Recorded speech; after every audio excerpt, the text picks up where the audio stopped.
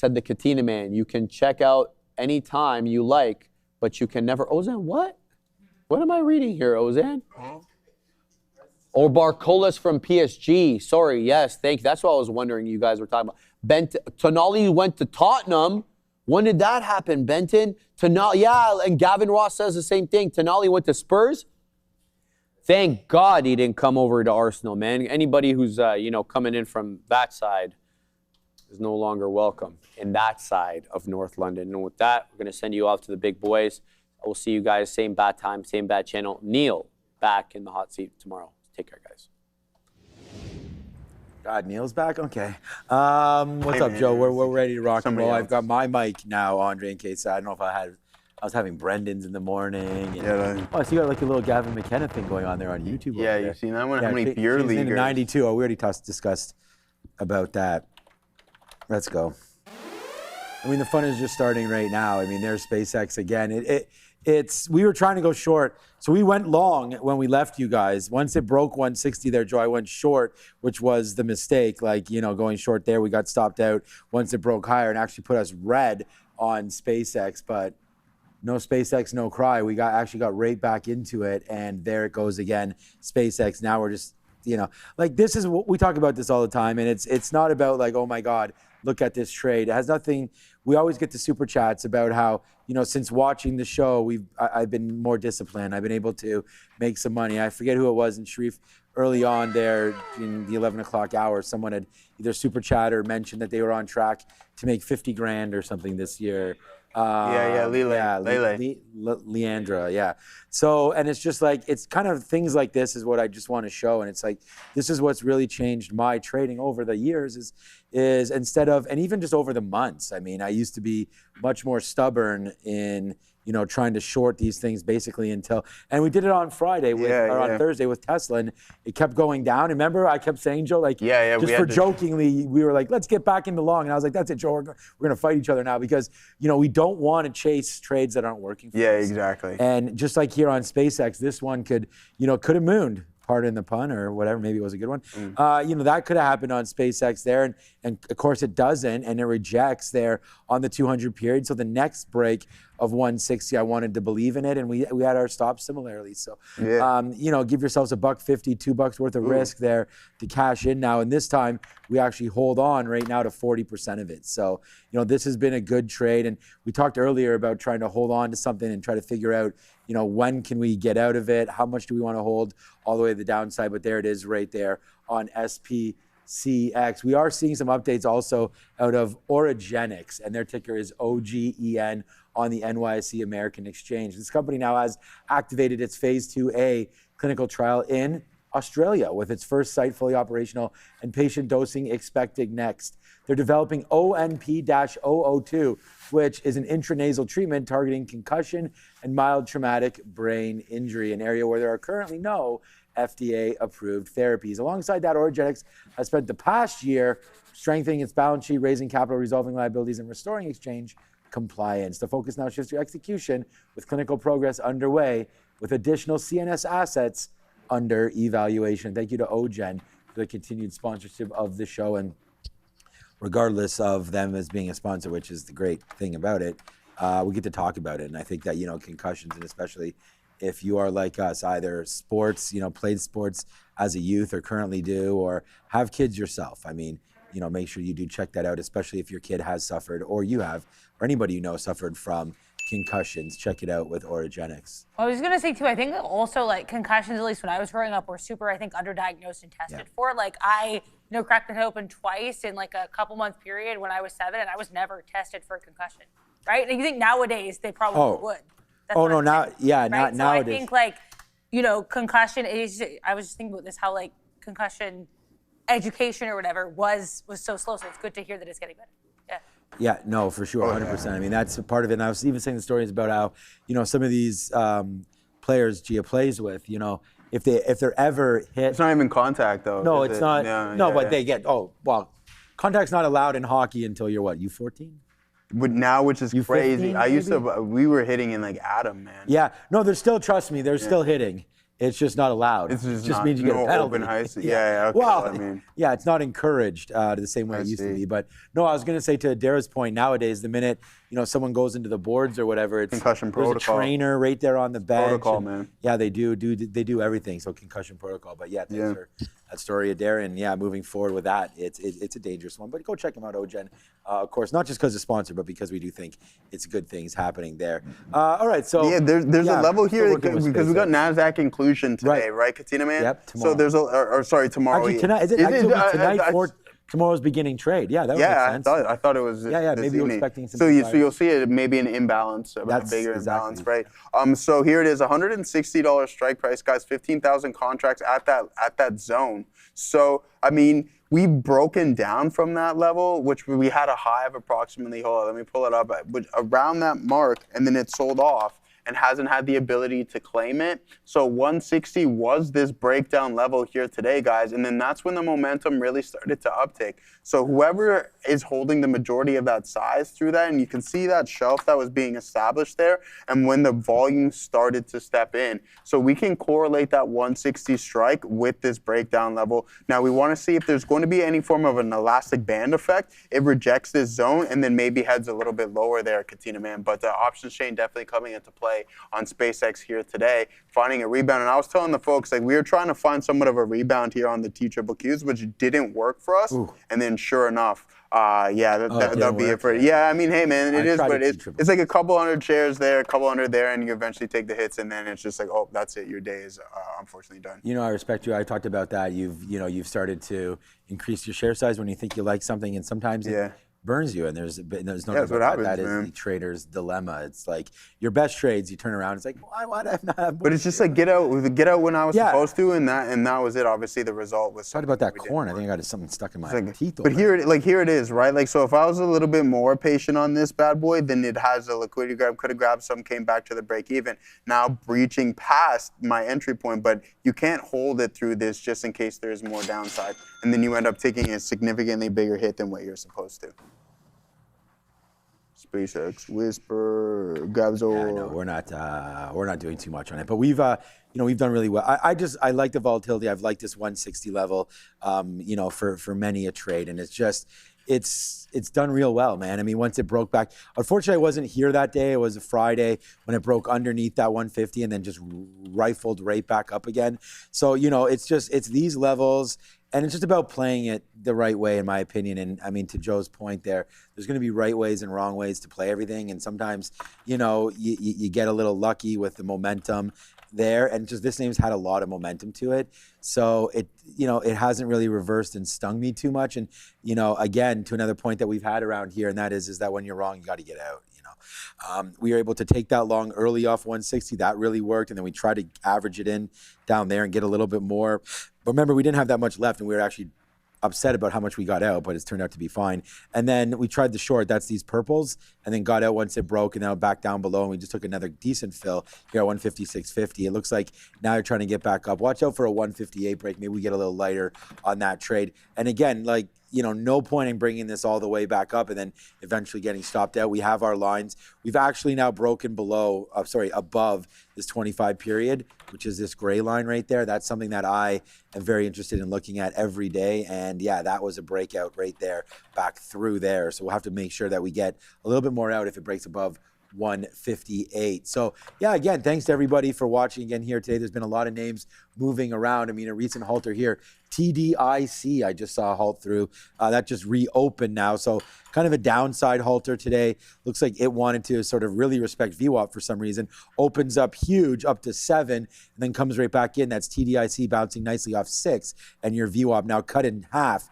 Choppy on that one. Now chopped in half. It's not too choppy. It's pretty downside play right there. It's not in hold state, although it's not moving around. That would be something to indicate. LHSW. I wrote down on the note today that $5. Come on. As if, Joe. We wrote down, I mean, look, the note is not just all good here for, some of these bigger cap names. Here's the $5 list. Note right there for LHSW. And I just come back in for the very first time to look at this right now. And, I didn't write this list, by the way. I didn't write this down at 1 o'clock. We wrote this down at 8 and this is what it's done. It came right back into $5 there and held like a champion. And it's not like, I always say this, anybody can look at a chart and read it. You got to have some faith in what you're deciding. And there was $5 right there. So when I talk about writing this thing down at 8 o'clock, we'd already seen a base for LHSW, this Chinese name holding LHSW today. So that's going to definitely be a good level there as we move forward with what to look for in this name. As again, another one, 74 million shares, only 1 million on float today for LHSW. Sharif, I don't know what you're doing, but in 45 minutes, it's Spain, Portugal. And I cannot think of, Sharif, give me a prediction there, Spain, Portugal. I think extras. Yeah, I think so. I think it's going to be 1-1, something like that, heading into extra time. And then at that point, you just hope for a good soccer game and football match, they say. You hope for a good match and then no controversy. Not like there wasn't any controversy in the last Portuguese game there in overtime, where by the flick of a hair particle, apparently the Croatian guy hit it. Yeah, I know that. Again, I didn't. Yeah, I know. No. It makes perfect sense. It's just the thing is, I believe FIFA is, first of all, obviously. We saw with this Balogun being let back in here. Mm-hmm. That seems to be, and I don't know how many times they overturn red cards. If they do it all the time, then good. Almost never. So one call by the president, and FIFA has no problem overturning. Yeah, of course. Right? FIFA is the same organization that gave President Trump the Peace Prize. They made a new award for President Trump. Yeah. Gave him the FIFA International Peace Prize. Well, that's what happens when you're him. Fake news. Right? Yeah, that's fake news, apparently. Well, it's not, though, because it's real. And it's also real that President Trump actually admitted to contacting FIFA. Yeah. And just a matter of hours later, yes, it is. It's the number one, and I believe he's the number one striker for the US. Yeah, he spoke about this very openly and honestly for a good He's proud of it. 5+ minutes today in the White House. Like, he was very upfront about what he did, and he seemed to have no issues with it. He just thinks that the guy, he said apparently the ref has a very shady history. Oh my God, of course, yeah. True, and no, I'm going to look into this tonight. Apparently it's a Brazilian referee, according to oh, well, no wonder. Andre So it was probably way off then, right? Assassino, the Brazilian referee? Yeah. Those Brazilian guys, man, very, very questionable guys. Yeah, well, I mean, the thing is, it's... I'm just saying that because let me ask you this: how many actual? I wish Brazil was still in. How many soccer games do you think Donald Trump has watched? 0. Yeah, exactly. Up until. Yeah, but you know what? Honestly, I got to give him some kind of credit. Yeah. He likes Harry Kane. Yeah, he likes Harry Kane. Yeah, sure. But before the World Cup was in North America, how much do you think he? I still don't think he's watched one. Yeah, but the idea is that, in my opinion, anyways, he had fortitude to go and do that. Mm-hmm. You know, like I don't know if Carney, our prime minister, if we needed some of the help, I don't know if he would approach FIFA. So I got to give Trump some credit. He tried it out. It worked. So go Team USA today as they. It's only corruption if you're not involved. Yeah, well, corruption has to have something else, right? Like, I don't think this is corruption. No? I'm just saying, no, well, it's no, I mean, like if he had money on the game or something like that, maybe. So what's wrong with the president? How do you think country? calling the president of FIFA and being like, hey? No, I think FIFA is corrupt for saying yes. I do not think there's anything. Well, putting your hands up. I mean, FIFA's been corrupt for years. Yeah, it's always been. It went from Russia. Teresa, the one that told me this. Yeah. It went from Russia was 2018 to Qatar to hosting to the United States hosting. Yeah. Okay, so I don't know. You tell me about Russia hosting it. The idea here is that the president, for going into this attempt, I think it's respect for trying to get his guy back in the game. What's wrong with that? I don't think. I mean, I'll go to fight for all of us. Absolutely, that's fair. That's so fair. It's part that's of fair. it. You know, That's a fair assessment. That's part of it. FIFA saying yes to it is a little bit of a different story there. But anyway, shout out to everyone watching FIFA. It's like I know nothing about soccer and don't ever claim to know anything, but I'm gonna miss this World Cup. I think it's like it gives me something to watch, something different out there, and you know what they call it the beautiful game for a reason. I mean, I really enjoy watching this year's FIFA, and you know, shout out to every stadium that's been hosting it.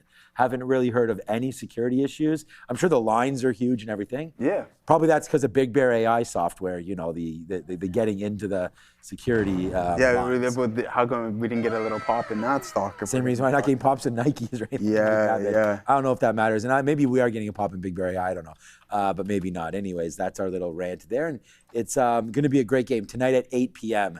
United States, Belgium, where the United States are favored over perennial soccer they are. giants, Belgium. Yeah, exactly. You know, we'll see what ends up happening there. The Belgium, they tried to, what do you call it? They tried to appeal. Appeal that. That got denied. So. What's final? It's final with the FIFA. Apparently, it's not final when it's final. Yeah, exactly. That's the other thing. Yeah. All right, and yeah, and that's true. Tony. What's up, Tony? Good song. You know, it feels good. It's Tony song. No, I don't know that one. Anyways, he was saying that maybe that wasn't a red card, anyways. Okay. Yeah, maybe I did see it. I thought it was not definitely. Did you see the red card last night? No, that one I missed. England. Yeah, I thought the English players got stuck under the ball, but you can't go cleats. Oh, I saw that. Yeah, I saw that red card. Yeah. That was definitely a red card. Okay. You cannot go cleats up into a guy like that. But you see how it was like that, but because I think it got wedged under the ball for a second, keeping it on that trajectory. Oh, okay. Yeah. That's possible. Anyways, what do I know, man? I just go by what the commentators say. They're like, that's definitely a red card. Yeah. When they were that confident, I'm like, okay, they know more about it than I do. But yeah, the thing is that that's the problem with referees and judging things, which I like VAR. At least they can look back at it and have some sort of an example. Looks like right now SpaceX is starting to break back above this 158 marker. So we're going to get out soon at 158 if it does break back above. We'll get out of half of what we have left. And then we'll talk more about stocks and less about soccer, I promise. First, it goes back to Adara. Keep an eye here on AMZN, and a little bit of a bounce here, nothing massive, but just letting you guys know, it looks like they just announced on their website that they're introducing the AWS verifiable proof of hands-on cloud skills. Apparently, these AWS badges are being issued automatically through the Credly digital credential platform. So again, nothing massive here for AMZN. A little bit of a spike higher, new product announcement. It is a very, very slow news day now that President Trump has stopped speaking. Back to you. All right, well, Micron under 1,000. Yeah. That could be something to be looked at right there. And of course, I look up and I'm like, oh, we got to get off soccer. I look up at the chat and everyone's talking soccer in the chat. But we do want to say a shout out to everybody that's watching us on TikTok, everybody that's watching us on YouTube. Keep the chats going, man. We have this really cool thing that Fabian, no matter where you are, Twitch, TikTok, I think it's Twitch, TikTok, and YouTube, I believe. Are we still on Twitch? I believe we're still on Twitch. Yeah, man. Got that little, got that. No, it's all consolidated here. So anything that shows up, we'll be able to talk about it. Right now, Rune Warrior, what's up, Rune Warrior? This guy told me that IREN was hot garbage, and you haven't been wrong about IREN, although today we are running up to the upside again, and that's never going to say that again. I've used that way too many times. It's kind of lame. But there it goes right here, IREN up 14% today. Was there a story about IREN here, Dara, or just too beat up? To worry about it. But there's another name that you talked about, Meta, there, Rune Warrior, and Meta today. Yeah, I mean, there goes the pop. Wow, good, yep. So IREN had a story, it involves Anthropic, that's why the slip of the tongue there. So IREN apparently, reportedly, is part of a short list of bidders that could be supplying Anthropic with 1.4 gigawatts of compute capacity in Australia. So you're not confirmed, it's a short list, but IREN, one of a handful of companies that could be supplying them in Australia. This is being reported by the Australian Financial Review's Straight Talk, an outlet I have never heard of. Okay, so IREN again. If we're talking about selling compute power and doing all that kind of stuff, it brings me right back to the same story here, Arun, and that is the Meta. The Meta brings us right back to Meta, and that is the story of course, them going ahead last week, announcing sort of a new business part of their. Ever expanding business model, I guess, now to include some of that compute that they've spent, hundreds of billions of dollars on, and Nvidia says thank you for that. But they're going to try to get it all figured out, and it looks like right here, how good of a trade was that on Meta right now? That's once, twice, Obi thrice right there, breaking through 598. We'll wait to see if that can become a trade. I actually like, the 600 is, the 600 right now is staring us in the face right there. It's funny that Obi was on 2 times last week, and both times he took those big positions in the morning and was back into sim mode by the time we met him at 11 o'clock. But again, a shout out to Obi, man, putting out a lot. I know, it's like, Obi's ready to trade. He's like, nope, I'm shut down again. Yeah, I know. Shut down again. But hey, man, you gotta. It's crazy. That's what I try not to. I try not to as well. I don't. Well, yours is significantly large. Don't worry about what my shutdown is. But I promise you guys I'll never get. I don't want to promise you anything, but shutdowns happen, and that's why it's not about that for him. It's about taking the opportunities. And what I was actually going to say to that and to OB and to all that kind of stuff is when you believe in something and you see it, you should go for it. And I've talked about that many times with OB, and I do feel quite lucky to have, you know, a little bit, we trade on prop floor, so a little bit of a higher shutdown than probably even I deserve. So, but yeah, right into there, 598. So let's watch out for Meta. I like it, man. Arun, I like it. Break, you know, holding VWAP again, the next dip down, holding VWAP again, the next dip down. So, you know, VWAP is this purple line, and it's not a magical line, right? It's volume weighted average price. If you hold it, you like it. If you don't, you go the other way. And it doesn't have to come in and touch the line for me to like it. That's nothing to do with it. It just comes back in. We hold, right? We hold above, and now we hold above again. And we're also holding the 200 period moving average. Obviously, we would have liked it to get long. Like, I don't think coming down here and holding, that's a long spot. I think I would use this as a long down here. But still, for momentum, it's a good double hold right there. And I like the break higher through 600. I think that's something you could take. And if you don't like that one, you could take FBL. Yeah. One that you talk about and you like all of the time. And it's not as liquid. It's MET. We don't have access to METU though. Oh, METU though. That's why I look at. But there it goes. Like, I mean, there's a couple of opportunities. Just a little bit too early on the gun. For multiple trades here today, right? Like, if I was a couple more minutes patient, it's obviously hindsight 2020. Look at this move that it goes on after, and the exact same thing with the TQQs. So a little bit early for me today. I shouldn't say this morning. It's already 2:30. But hey, we had the short here, boom, boom, and then DRAM. Like, it's just like stick to your guns on the DRAM play. And unfortunately, that wasn't the case. You got to take those shots. Listen, I do not fear. I'll take those jumpers, even if this is why I like you, my guy. Even if I get blocked. Man, I have no issues. Do I like getting shut down on the show? Hell no. But anyways, I'd rather do that and be like, hey, man, up front, I take a couple hundred shares of the TQs. It goes against you a couple of times, then the chances are of you having a lot of success are going to be very low. And that was exactly what happened to me here today. I have no shame. I'll tell you guys when I'm shut down, and I'll tell you when I'm up, and I'll tell you when I'm down. This transparency is key. Not every day is all sunshine and rainbows, for my style anyways, when it comes to trading. Yeah, no, big props to that. We talk about it all the time. And I say it with my chest. I say it with my chest, man. Yeah, man. And what a tarps off chest that is. You're always telling me that. You're always going tarps off. Well, you have to be a stand-up guy, and I mean, I think that's what it's all about. Joe trades, you know, a decent amount of shares around here, and I appreciate it. Everybody's really proud of that. And I want you guys to know that. Listen, like, Katina Man's been in the game for. We'll all talk differently. You can tell the way Joe talks is differently than others, and I respect it. Yeah, man. I listen, full transparency, and that's why I'm honest with you guys, right? I don't want to mislead anybody. We all know trading is extremely hard, and with that being said, there's going to be days where you don't perform the best. Today is that for me. Are we going to? Oh, what happened, man? I told you, man. It's on the break right now. It's gonna break. It's already broken. No, but I just said I wanted to take 600 long, and it didn't break today. It's the first break. And I was just going over to Meta to set that order up. Let's see what we got on the chain, my boy. Through. I mean, look at this. Meta now rocking. There it is, Arun. I mean, this is Dude, part look at the volume here on this 0 DTE Meta contract. Yeah, it's stepping in right at 600. Yeah, right at 600. Look at that, 40,000 contracts. Now you're pushing through that. So whoever is short this contract is where you're going to start to see all this volume step in here. Because you're breaking through, now they're going to close the short. But that's what I was going to ask you. Are those calls? Yeah, those. Yeah, these are calls. This is calls, right? Yeah. So you have the short side of the call. So what are the put side at 60? At 600? 600, cool. There's nothing there. So people are only going long. No, so what happens is obviously with even trading is that you have the short contracts on the, so like if I buy it, market makers on the short side. So now when you break through it, now this $600 strike break, it's panic, so they close it, which adds, so what happens when you close a short contract? I like that. You need to acquire more shares. So then boom, that's when you break. The fact that it's on the call side actually means short. Yeah, half of it is, exactly. So half of this is short, right?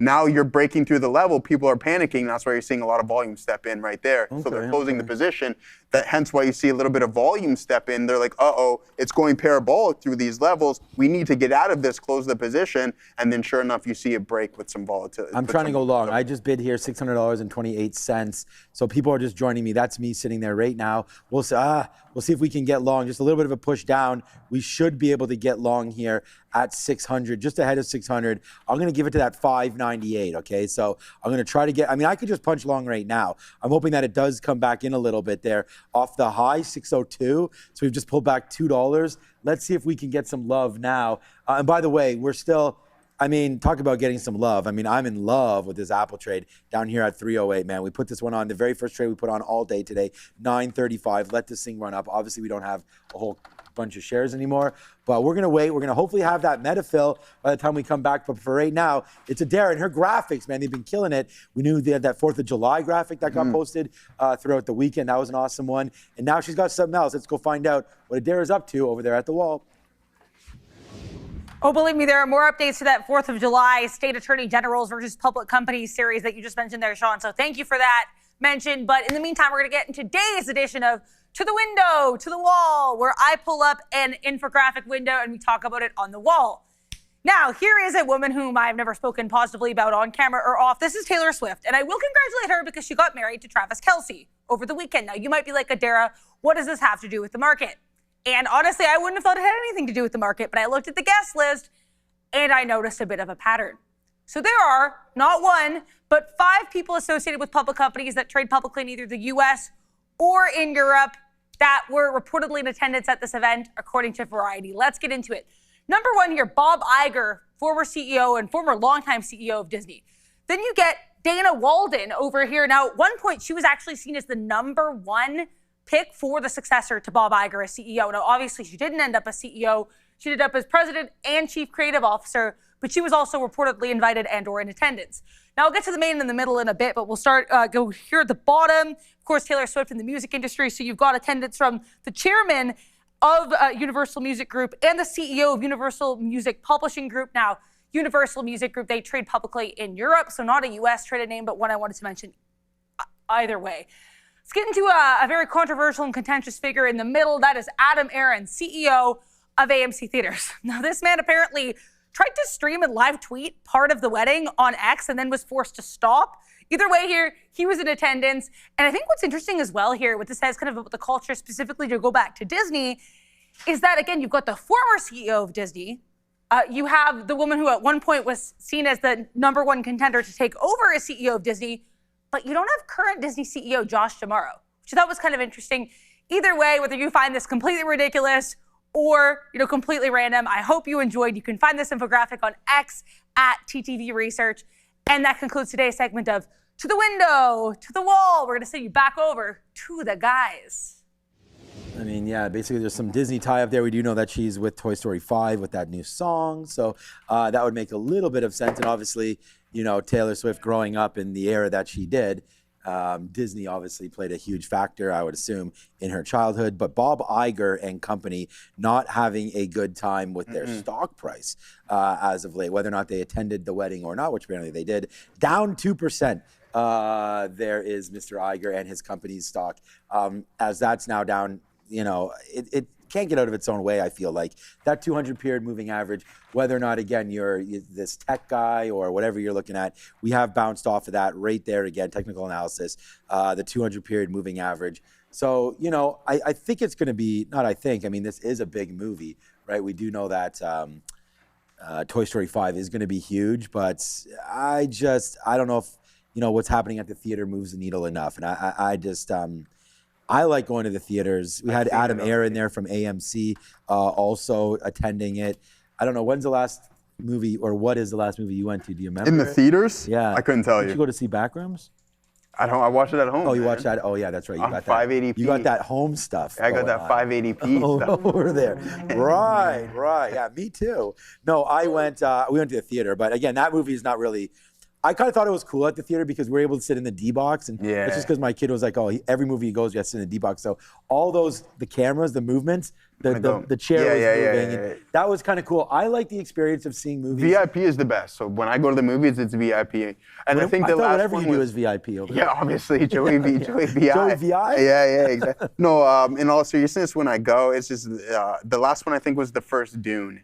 was the last time I went. So that's that's a while multiple ago. years ago. Yeah. Right. So you're not helping out this No, I'm not. This sort of talk either, as far as people going to the theaters. But the thing is, to each their own. It's very expensive, I think, also in the theaters these days, right? And so you got to be careful, with paying those exorbitant prices. Needless to say, I'm just canceling some orders here because SpaceX. Okay, by the way, we in. What are you in again? Oh, the Meta for the short? first time. Oh, the Meta long. long. And I'm not sure. Oh, you said Meta short. All right, maybe we should get into the Meta short then, Joey VIP. No. So I'm, look, it's cascaded down a little bit. I don't like the fact that we don't have this is ever since we broke 600, there hasn't been a green candle other than basically that initial drive. So all right. Right now we're long at $600.38. Nice.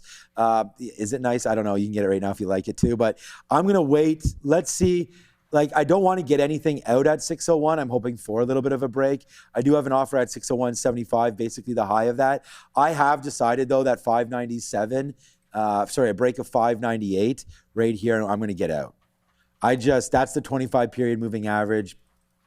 It's the highs of this little candle there that we made in the noon hour.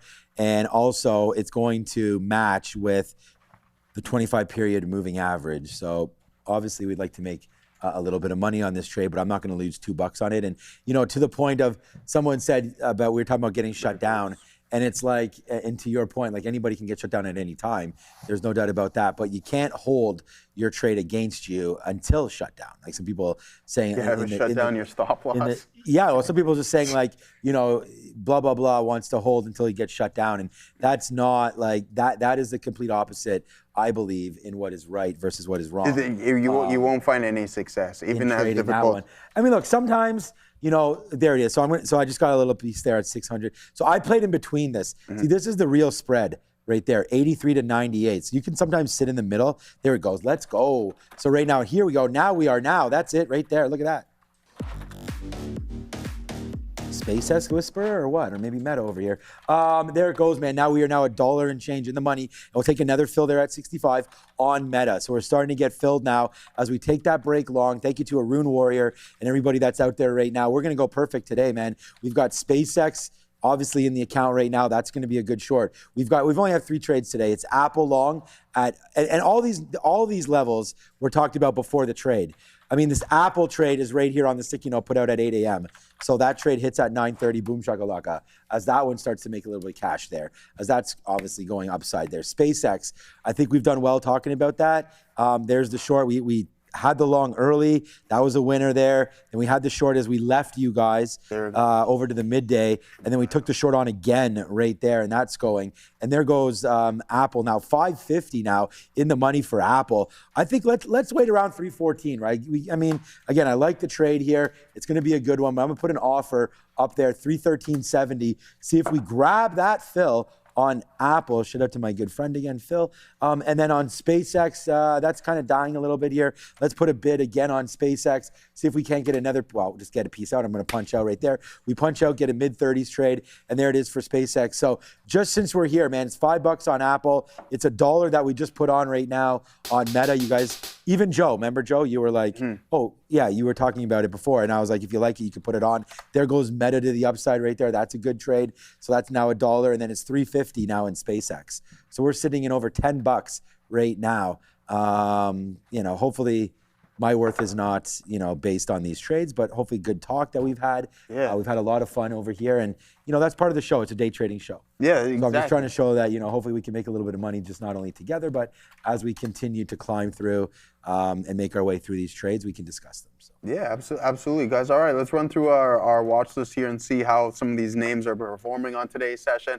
At the top of the list, we've been chopping around quite a bit here on NVDA. You're up 1%, you're back down to 0.7%, and we're just trading within this 195 to 197 range. Now, as for Google, was up almost 2% here on the day. Now, still holding up to 365. We'd like that 350 dip by Katina, man, as we continue to inch a little bit higher day by day. Now, Apple putting on an absolute monster session on Thursday.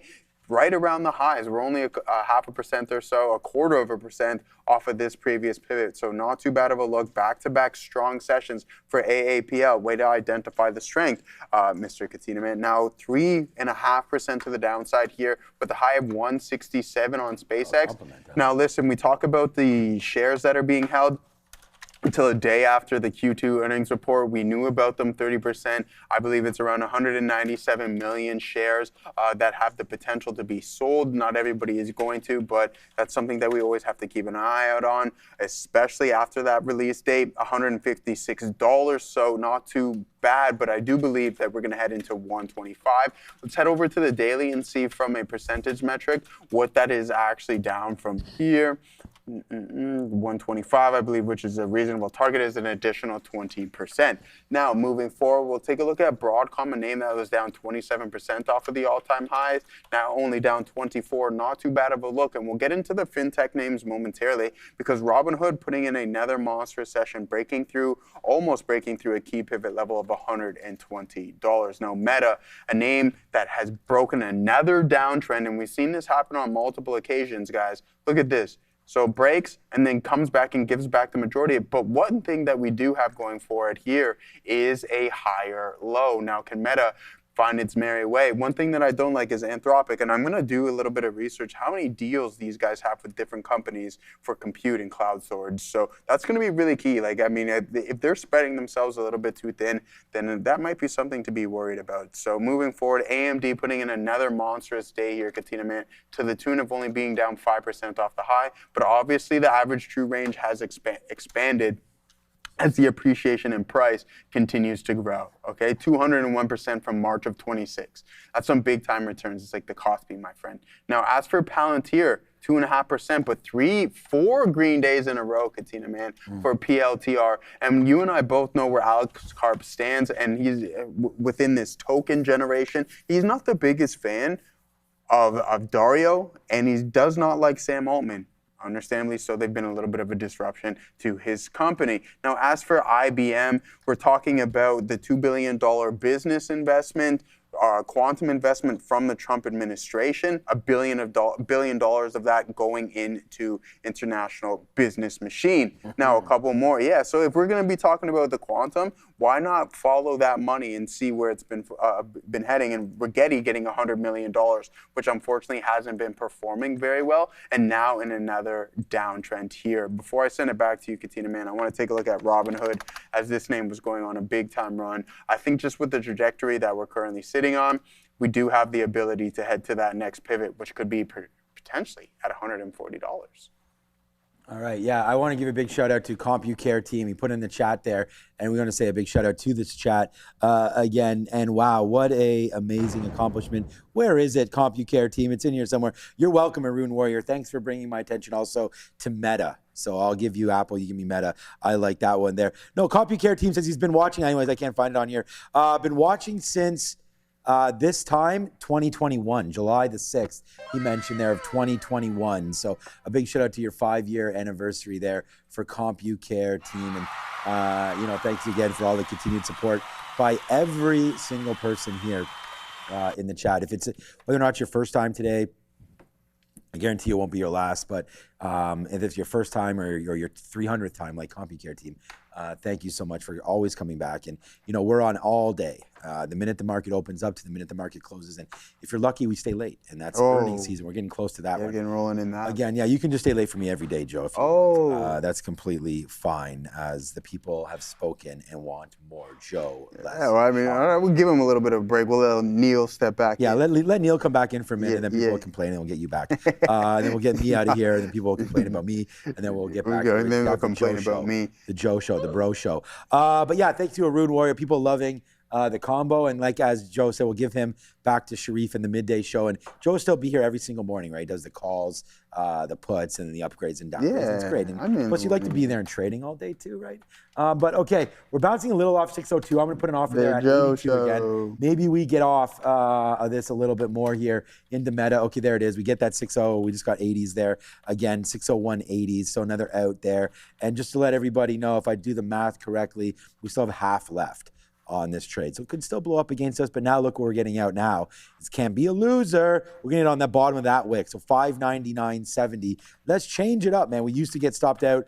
We used to be taller and a little bit of a baller, but now we're just a shot caller. And right there, we're going to see if we can get out at 599.50. So there's our 25-period moving average. We've looked at that enough to know that we like it. And if it breaks back down below right here, then we're going to get out now on that trade. So if that happens, we're going to get out right there. Yes, good call, Andre. Forgot about it.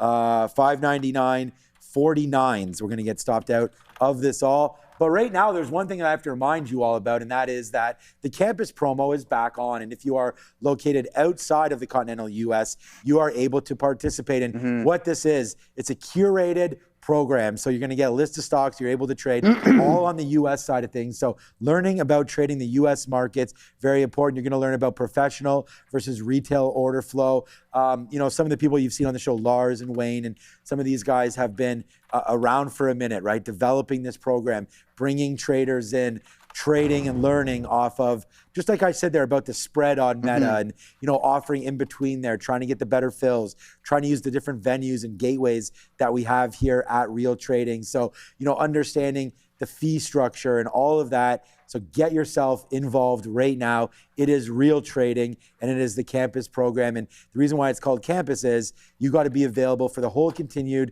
the trading session there in the United States. You're treating it like a school. So there's going to be lessons that you learn throughout the way. And yeah, man, maybe you're eventually going to, sometimes the campus guys come down here, Joe, and they all meet. And I don't know when the next time, because we're doing all the renovations, I don't know when the next time this will be. And that's when we talked about going out to play pool. Yeah. That was because the campus guys invited us. And we went out that one night and we went out to the bar. Do you guys know what date that was? I'm going to quiz you here. Derek, we don't know that. Last year, I'm going to say it was. Yes, last year. Do you know I'm going to say it was August. I'm going to say it was July. Nope. I'm going to say it was September. June 18th. Damn it, my next guess was June 18th. 26. Derek, why'd you have to interrupt? My next guess was June 18th. Okay. We were just set up. That was just set up for. 25. I said. Okay, well, obviously the year was wrong. The date's correct. The year was wrong. That was stupid. Michael. Okay. He's awake. Oh, is he awake? No, but he looked at. Well, you don't dox the guy. I'm not doxing him. Yeah, you are. You're saying be quiet. Why? Because he's. Because Michael, he looked at us. Oh, he looked at us. Can't be too loud. Oh, so not sleeping. Yeah. It's our show. No, you would say that. Sleeping. All right, I'm sorry. Yeah, big shout out there. Micron's breaking out apparently. If Micron, listen, Shadow Rap. If Micron's not breaking out, you're getting a timeout. It's not even doing anything. This guy's talking about a Micron breakout. Why are you timing people out? I'm not. You just threatened to time people out. I know, but I could take away your powers, Joe. No. Too many of them. You're abuse of power. Abuse of power. Did you not see what Daniel, son of Cheese, said? The cheese tycoon? Yeah, the cheese tycoon. Does he have another idea? No, I have no problem, racial, anything like that, we're timing people. No, obviously I'm not. I'm joking. Okay. But he said, I am not the chat police that we need, but I am the one that we deserve. Right, exactly. That's for you. Was he the one that called you Popo, Joe, or that was somebody else? No, somebody else called me that. Yeah, we don't that's sensitive about that? Yeah, I'm very sensitive. Why? Doesn't that mean you're... you're assuming that you're the narc? No, I don't take that one. All right. Anyways, as for Micron. Anyways. Angry, hold on. Give me a second. Go. Something? Do not. I don't know why Mopar Life keeps putting... Is he back? Yeah, he keeps doing stuff like this. Yeah, I know, but the thing is that I know DeMar DeRozan, first of all, he's not the DeMar DeRozan of old. Yeah, exactly. He's going to come off the bench, maybe. Do you know that he's in like the top 20 scorers of the NBA all time? Yeah, man. Something like that? Yeah. But he's been in the league for quite some time now, right? Yeah. So he's... and he's had longevity, to be honest. Do you know which part of LA he's from? Compton. That's right. See, us from the streets, we never forget other people that are also from the streets. Yeah, exactly. So shout out to everyone from Compton. All right. Do you know where I'm from? Yes. Where? Rexdale. Hey, all right, there we go, my friend. Here's Mike. Okay, starting to sell off a little bit, but one thing we take a look at Canada. That's right, Office Depot. Hey man, don't underestimate it. I mean, literally, Adair's from Winnipeg. Yeah, I put Winnipeg against any U.S. city. South side of Chicago, Winnipeg. Wow, that's a little bit of a stretch. I wouldn't go that far. That is a big time stretch. Go on, Joe. What are we talking about, Micron? Yeah, we're talking about like we'd be in. We don't want to take any more losses. I'm from the streets of Brampton. Let's call it like it is. Anybody from Brampton knows what's up about Brampton. It's just too busy. Oh, it's called the Flower City. Yeah, right. Man, all you do is burying people and putting flowers on the grave. It's just Jack Insurance. Brampton has a lot of insurance. Yeah, you know why? Yeah, well, you guys suck at driving. No, because of the theft, man. The theft of exactly. the cars. All right, let me talk about this for a second, please. All right, as for Micron, it's holding up on this trend line, okay? It's not breaking out at this given moment. There is a key support level that is acting as resistance, and I wouldn't be surprised if we break down a little bit more. Now, with SK Hynix coming as an ADS, this might have a little bit of an influence on the space altogether. Both Sean and I agree the fact that it is not good for SK Hynix. Now, moving forward, what I wanted to talk about next is what Hangry Wife was bringing up. Now, first, let me take a couple of steps back, and that's going to be on the Nasdaq, okay? We talked about constructing iron condors and range trading markets, and I think this is a really, really good setup for us here. Now, we constructed one a couple of weeks ago that was expiring, I believe, a week or so ago that would have collected all the premium. Why? Because we established it at the lower end of this range here, 695 and 750. Now, if you make a further dated expiration iron condor, you're going to collect more premium on this, and I shouldn't say all. So what needs to happen specifically within this strategy is that the underlying price can appreciate or depreciate, but as long as it stays within that range. And I think this is going to be a good opportunity. So which I've established here, and we can do it right now, is set up our iron condor strategy there. Katina, man, I know you got something going on, but bear with me a second. No, is here. So what we can look at is we obviously want to establish our short contract first, okay? So if you do a $5 spread, which would be sitting around those neck of the woods, and you didn't at the money, which I don't believe is the right thing to do right here, is we want to go to the top end of the range, which is around 750. Okay, so how much are you going to collect? $200, and you go 5 strike prices higher, which I'm now just kind of messing it up at this point. So 207 will go up to 750, all the way up to 55, to the point where you're collecting $70 on your bear call spread. Then you go down a little bit lower to the tune where we had another support level established, and you write a contract on that front. Okay, the further dated you go, the more premium you're going to collect. But as long as we stay within that range, you have the ability to collect the full amount, and you can close it obviously before the expiration cycle. But I just believe with where we're sitting in the Nasdaq and the SPY, those could be some good opportunities to set up those credit-based trades. All right, yeah, great explanation there. Great opportunity. Always looking for more, not just on the option side of things, but also anything that you guys have, put it in the chat there. We'll see if we can help you answer it. And speaking of the devil, we got one right now. I'm out of Meta. Meta broke through 600, okay. So there it goes. That's what I was just going to say, and I didn't want to interrupt you about it because it didn't matter. All right, just discovered you. Oh, thank you. What's up, Claudio? Over there, love the show. Just canceled my live TV subscription. Okay, maybe a little late to the game. I mean, a lot of people canceled their live TV subscriptions earlier, but I guarantee you, if you're looking for some stock talk and everything like that, we're here for you. So I want to say thank you to everybody that's on TikTok right now, everybody that's watching on YouTube right now. I want to thank Claudio for coming through as well. What's up with that 9620? Let me know what that's about right there. But yeah, just canceled your live TV. So I want to thank you for that. We have a lot of guests coming through here as well. Some great names. Brian Shannon will be joining us on Tuesday. Yeah. Tomorrow again. And we have Steve Tileman, Trade the Pool, Michael Noss coming from Stats Edge as well, and just some great ideas that float through here all of the time. And thanks for putting up with us. And we have, I feel like, great discussions and always awesome. I want to tell Michael Noss, I wanted to say to him this morning how Stats Edge is now the new statistical company for the Toronto Maple Leafs. Yeah. Well, hey, maybe he wants to talk about that. It's like my father was doing a business called Target. And when Target came in here, it was like, oh my God, now there's Target, his company, and there was that big, nothing came of it, but you have the different names. Yeah. Same companies, different names.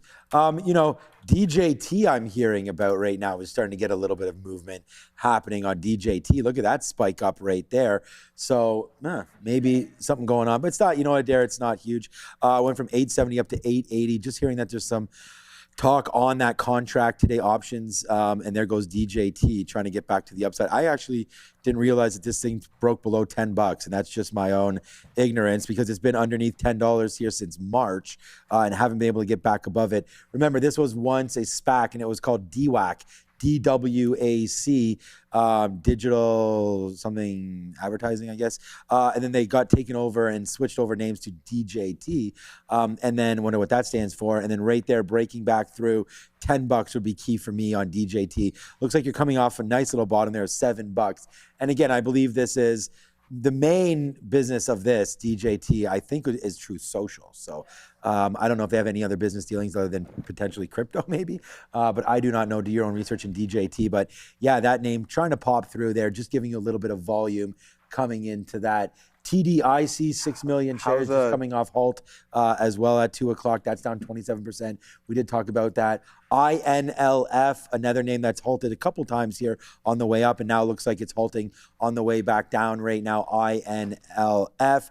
And then honestly, man, the stock that I'm not impressed with and need to make a decision, and I don't want to dump it because both of our good friends, Jensen Huang, really believes this is $1 trillion name.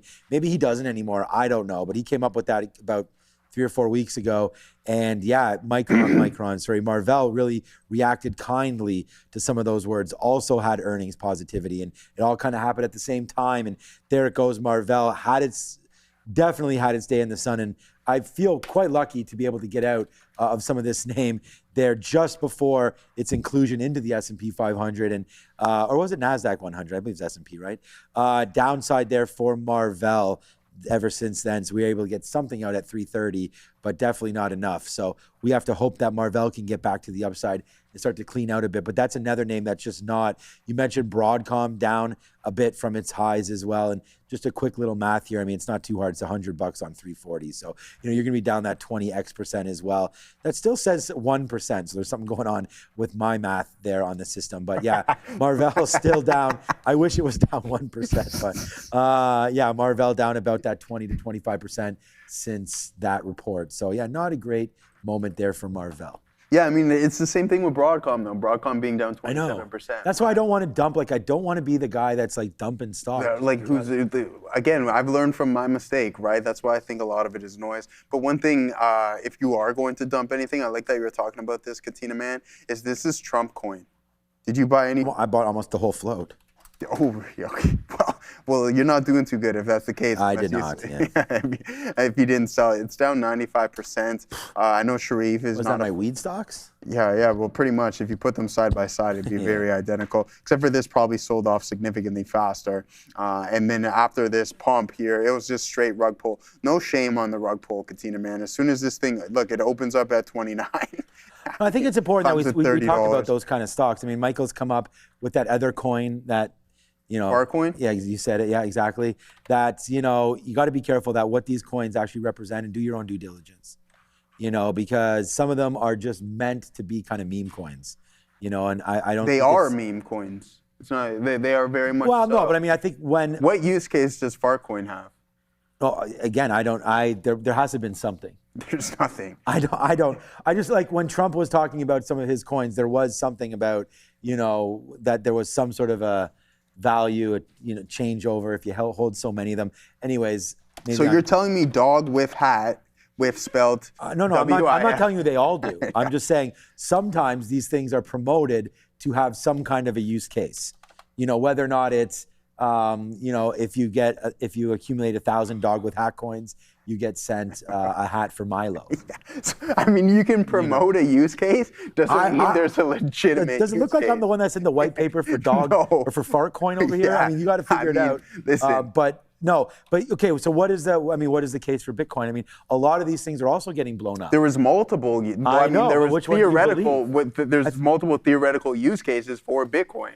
Until you can hold something physically in your hand, I know it's not true. You think that? Okay, continue. No, because there's many things that you can't many of the apps and everything are just everything's in the cloud. But what I'm getting at is most of these coins, sure, Ethereum, I understand there's a staking aspect to Ethereum. So, you are going to get your 3 or 4%. Infrastructure. So there's something there. And then plus they're doing the USD, a lot of these stable coins are built off of Ethereum network and Solana. It's digital infrastructure. Right. So that's what I'm saying. So I can wrap my head around some of those ideas. Or Ripple, XRP is developed for use case of sending over money very, very quickly. Right? You send millions and millions of dollars for very few transaction costs. Designed by a bank. Yeah, used by Western Union. Yeah. So, Joe's not just a pretty face here. We do understand what some of these use cases are. But at the end of the day, I think what I'm getting at is do your own due diligence about most of these coins. Absolutely. Because you're just talking about Trump coin there, and I don't actually know if there was ever supposed to be a use case for Trump coin or not. But I mean, like you said, you can have a theoretical use case. And, exactly, and tell you, well, they're used to. I was going to say something, but again, so this is what I'm talking about here. I mean, this is all fun and games. This is Dogecoin, Katina Man down 84% off of this previous pivot high of December. Now, without Bitcoin moving higher, is it going back up now? Yeah, back. Yeah, there it goes. You could hop right back in. Yeah, but without this name appreciating, the alt season, in my opinion, and it's been proven so far, is over. The orange rug. Yeah, the orange rug. The orange rug was pulled on Trump. Yeah, big time. It's not funny because listen, this is a true story. My friend is like Trump coin.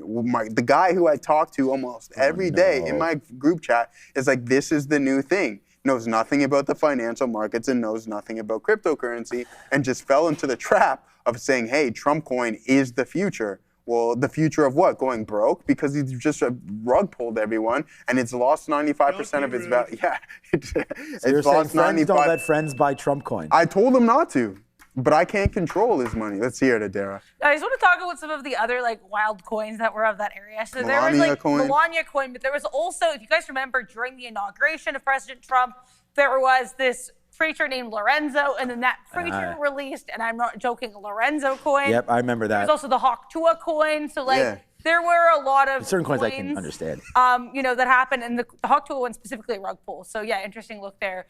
For coins, I just memory lane that I'm going down listening to this. That's what it is. It's just a funny thing. Think about the Hawk Tua girl, which I found so comical. I knew just looking at it, I'm like, okay, your time is, you're on a timer at this point. Decides to do really, the coin. Joe? Wow, Joe. Yeah, really. Be honest. How could you ever come up with that theory? Right? Like genius stuff, right? They hire me as a consultant, apparently. But anyways, aside from that, guys, if this isn't moving, those altcoins stand very little chance, in my opinion. Show me one that has been ripping. Tell me one. I know a lot of people going on about Litecoin. Katina Man, have you Litecoin here? Yep, I have. I used to own Litecoin. Did you actually? Yep. Nice. Well, I mean, I used to. I'm glad to hear that because it was high of $413. Now lost 88% of its value down to $45. Dude, I used to send one Ethereum or two Ethereum or three Ethereum or whatever to these stupid, when it was altcoin season, to some of these ICOs, just like it was candy. Yeah. Here, blah, blah, blah coin, take this, and here's blah, gas, blah, blah, gas and, fees. here it is and all this. And, my wife bought Zed Run, those horses. She was doing some of those for a minute. What are those? Those things was more like a video game. Yeah. I was recently, about a year ago now, someone described Zed Run to me, and I became obsessed. I've not ever done it, but I'm so obsessed with the idea that this existed. Yeah. It's crazy to me. It was fun. Yeah, no, you could get horse. It's basically each coin had attributes. So like a horse. Okay. So basically, you'd find and you'd get this one stud, whatever. You could race them. Mm-hmm. And at the end of the race, there would be prize. And the prize would be half of an Ethereum or whatever. So it's just you build up this stable and you race the horses. But I think it's just for fun, as Adara mentioned there. I don't think anybody actually got rich off of Zed Run horses, but you can definitely look that up. And shout out to my lovely wife who probably spent, I said, man, I don't even want to open back up. You're on the Zed Run? Yeah, it was, yeah. Damn right. She was, yeah. Well, if she's on it, then I'm on it for sure, right? So, no, but I was going to say, I don't even want to open up my Ethereum wallet. I used to be part of Kraken and some of these other exchanges, and it's I remember sending, and it was so shady. I had to go to the bank and get a wire to send to South Korea. No way. Yeah, man, to open up my very first account because it was not. This is early days. Very, very early days. And like I said, have just to have kept all that, into Ethereum or even into BTC. Mm-hmm. Oh boy. Different story. What a difference. If if I had kept all of my Bitcoin from when I first started buying it, no one really knew it. Still wasn't that popular. There was this kid from my boxing gym who told me about it, and he was a couple years younger than me, and he's like, yeah, I sold all my Bitcoin and moved from Niagara Falls to the city so I can train more boxing. And that's when I first learned about it, because he was like in it super, super early. And then I'm like, oh, okay, how did you buy this stuff? Like, what is it? I have no idea what it actually is. And at the time, I was just, every time I got paid, I was just buying more of this Bitcoin stuff, because he's like, yeah, it's going to go to an insane price. And Ethereum, to the tune where I had, like, I think at my peak, I had like 5 or 6 Ethereum with over half a Bitcoin. Oh, I just saw it, yeah. Yeah. When I didn't know what I was Ethereum doing. was like candy. That was For you, yeah. No, not for me. I'm saying when you got involved, Ethereum was $100, $200, $300. Yeah, man. So I'm saying 5 Ethereum, like $1,500. Like, honestly, that was. Yeah, it wasn't that much, crypto. obviously. Needless to say, I mean, we're buying stock now. You buy $1,000 worth of shares. It's like it's not. It's like 5 Nvidia. Feel like that's it's 5 Nvidia. You know, and it's just back in the day. But we all have stories like that. Yeah. Everybody can do it. And you know, back in the day, like my parents had to walk go to school. They had to walk uphill both ways. Yeah, exactly. You know, I only had to go 1.5 ways. Oh, okay. You know, my kids don't even walk to school. Yeah. Oh, my daughter wants to move to Mississauga because scooters are legal there. Yeah, the Lime scooters, dude. Yeah, but not, so even here, I think it must be an age thing, but even in Toronto, I think under 15 or 16, they're not even allowed to be even operable, the scooters, the electronic scooters there. So anyways, back to trading. You know what's off right now, man? It's Google is off to the races, boy. Google investing in some one more thing Zed-run about horses. crypto. Dude, when I first started, sorry to beat this, but I first started trading on Binance. Yeah, man. Like trading crypto on Binance. When I first started trading crypto, Binance, I don't even think existed, my guy. Yeah. I'm telling you, this was very, very early. Randy and I were discussing mining. Yeah. No one even had any You guys were going clue to what was Canada going on. Computers. Yeah. And me and Randy were thinking about stealing the energy from this place That's great. to mine. That's great. That. And then I was going to Canada Computers with just for my son, right here on Yonge Street. I had no idea what I was even talking about. And I was like buying these GPUs and we were setting them up in my basement, man. I'll bring you the Never mind equipment tomorrow. Marathon I have Digital. fans. Yeah. I have all the components of a rig. Marathon Digital too. Exactly. Exactly. So we did okay for a minute, so there's no doubt about that. You and Randy, I can only picture. If Randy was here, he'd probably be like, shh. I'm trying to speak the truth over here. Randy, there he is. Yeah, see? If I ask him about that mining, that's the look I'm going to get from Randy. He's going to be like, come on, son. Randy would have been retired. Come on, son. I wish we would have done. Yeah. I wish we would have done that idea, son. Yeah. And again, I could get into here. The next time I see the accountant over here, I'll bring her in as well. And I specifically asked. I'm gonna actually search if I have that email. I wanted to get paid in Bitcoin. The minute I heard some of those guys, there was a couple of football players, Odell Beckham, and a few other ones that were getting paid in crypto. Yeah. Because I was opening up offices, and I actually, this is in early days. It was like we should be able to take deposits for opening up offices and things like that using Bitcoin. So they actually developed that, and a wallet and all that kind of address and so on and so forth. But that never came to fruition. So I was like, hey man, just if I can take that. Oh, I thought Mike on Millionaire said, oh yeah, Mt. Gox owes him about 5 Bitcoin. That would remember what happened with that was Gox? the big one. And So I remember we were at our old office back then when that had gotten hit, and I still remember I was like, oh man, thank God I'm not on Mt. Gox. And so I owned Bitcoin when that was happening as well. That's when Bitcoin was like sub $500, man. It was, what a time to be alive. When I started, it was Wait a in second, the I was thousands. alive. When I first started, it was in the thousands. No. We had that one friend that honestly made $400 million off of Ethereum. Like, How much did you get? How much did I get? Yeah. One steak dinner. It was really nice. It was a great steak. It's crazy.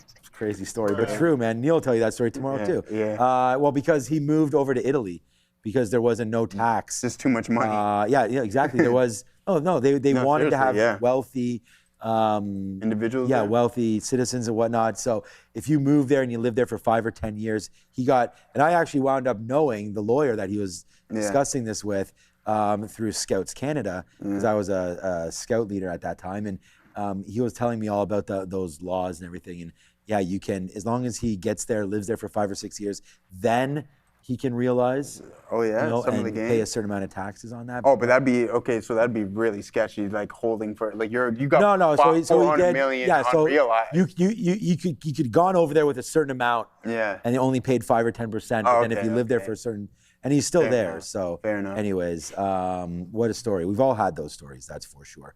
All right, man, we did get stopped out. I want to talk about Google a little bit, but there's the stop out on Meta, and this is what stops you from getting absolutely smoked. And, you know, you can look back at it and be like, oh, womp womp. You know, now you're at 601, and we got stopped out there at 599.50. But at the end of the day, like, we do that 10 times out of 10. Like, this move coming back down in could be story related, could be anything. Crack 600, the sellers come in, next thing you know, you have 595, and all that profit that you at least tried to make up there is now gone. So that's why we did scalp out some, and we talked about it. We had less than half and all the way to the downside. So we're basically a cup of coffee on Meta when we could have bought maybe 5 or 6 cups of coffee back then. So we're not in there anymore. We're still that $4 in the money here on SpaceX.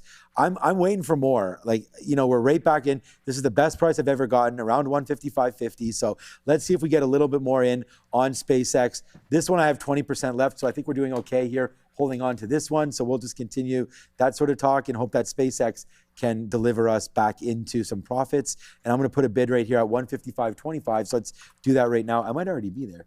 Oh, I'm at one there. Yeah, see, I'm at one. Yeah, I'm not going to put it in. I'm at 155.17. So what is that low right there? Yeah, 155.12. So we're sitting right there at the lows, hoping to get that film. If we get it, we get it. If not, we don't. But that's what we're going to wait for, another fill there on that. And then our stop out on Apple, as we continue to have a great time today, is a break of 310. I guess we got to change that one now on Apple. That break of 310 no longer as good as I would have thought before. So we're going to get out, and there's 310. Used to be a VWAP break. Now I think we can use somewhere up here as our stop. Let's get out of the half of what we have left if it breaks 312 then. How about that for Apple? So we'll get out of 50% if it breaks back below 312 on Apple. Looking for some more trade ideas. Let us know what you guys are looking at there in the chat, and we'd be more than happy to have a look here ourselves.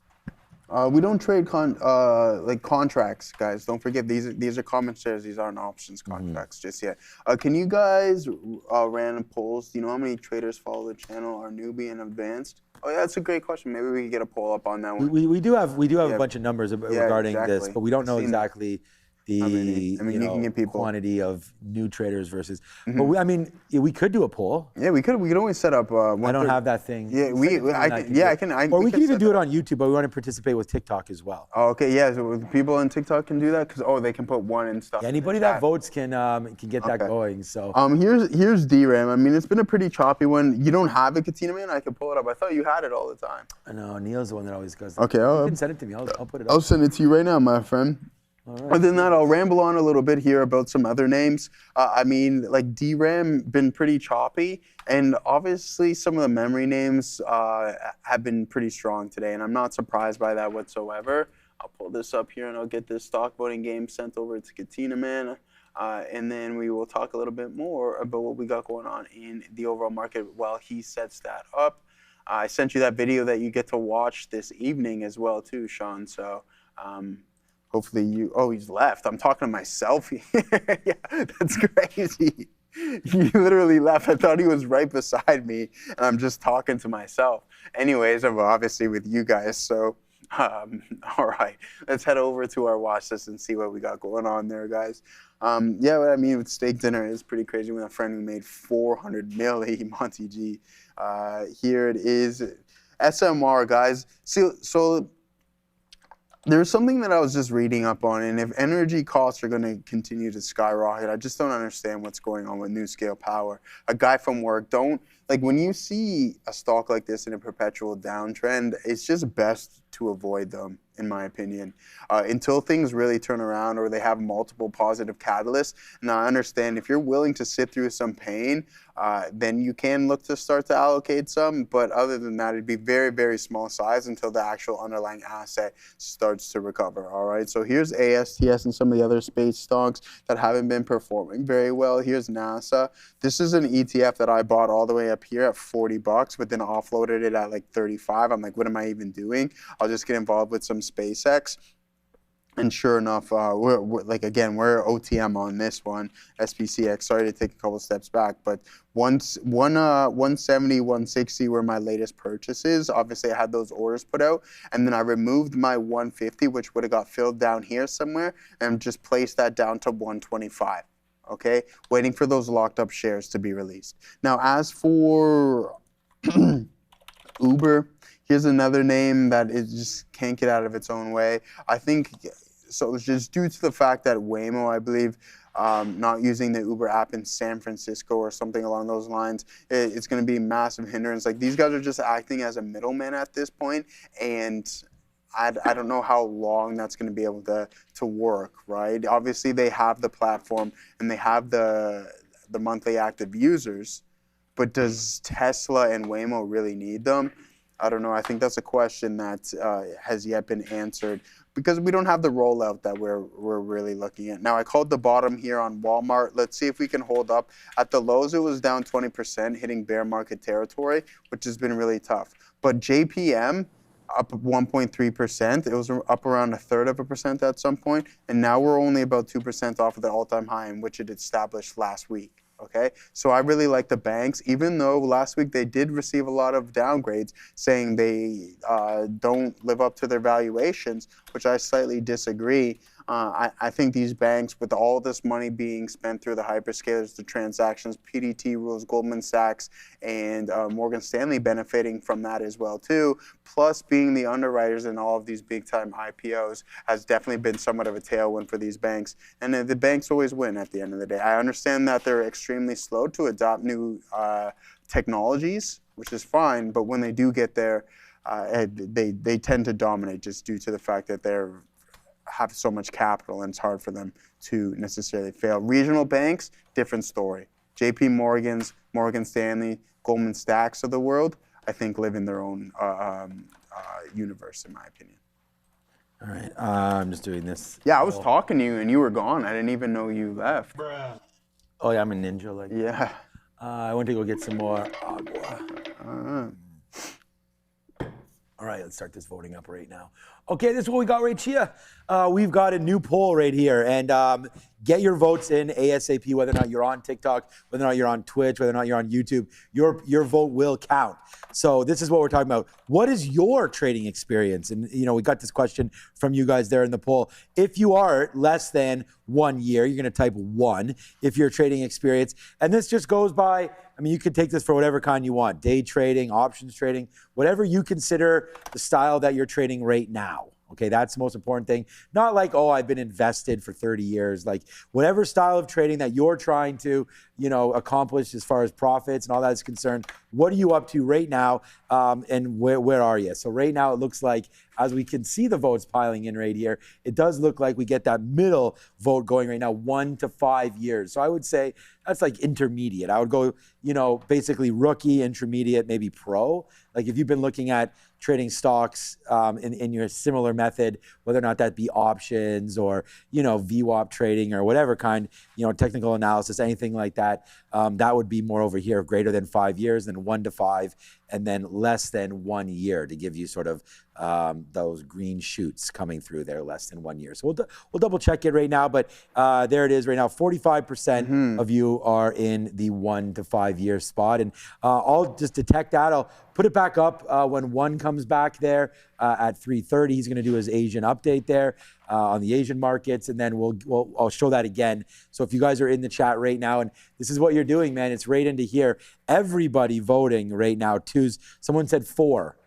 Mitchell, this is the problem. The 4 was not an option, but I do appreciate the 4 there as well. So get those votes. I went to school with a guy named Mitchell. Yeah, better get out of that SpaceX short. Okay. Let me have a quick little look there. What's up to Mr. T? Is that who just told me to get out of this? Well, hey, man, I pity the fool, and I do not want to get into this one. I'm going to punch out immediately because he had said to do that. No, just joking. But there it is. I did get out there, and again, part of the reason why is, thank you for bringing it up, there's the break of the 50-period moving average, and we should probably got out on that 156 break right there. So we're going to get lighter and lighter, and I'm actually going to take that to heart a little bit and punch out a little bit more there. So we got out some more. Now we have 5% left. That's it. 5% left of this SpaceX short. And to try to hold things into what should be a nasty rebalance, it's tomorrow, but there could be shares today on the imbalance locator, and we'll wait to see if and when. Here it is. Here's the imbalance locator right here.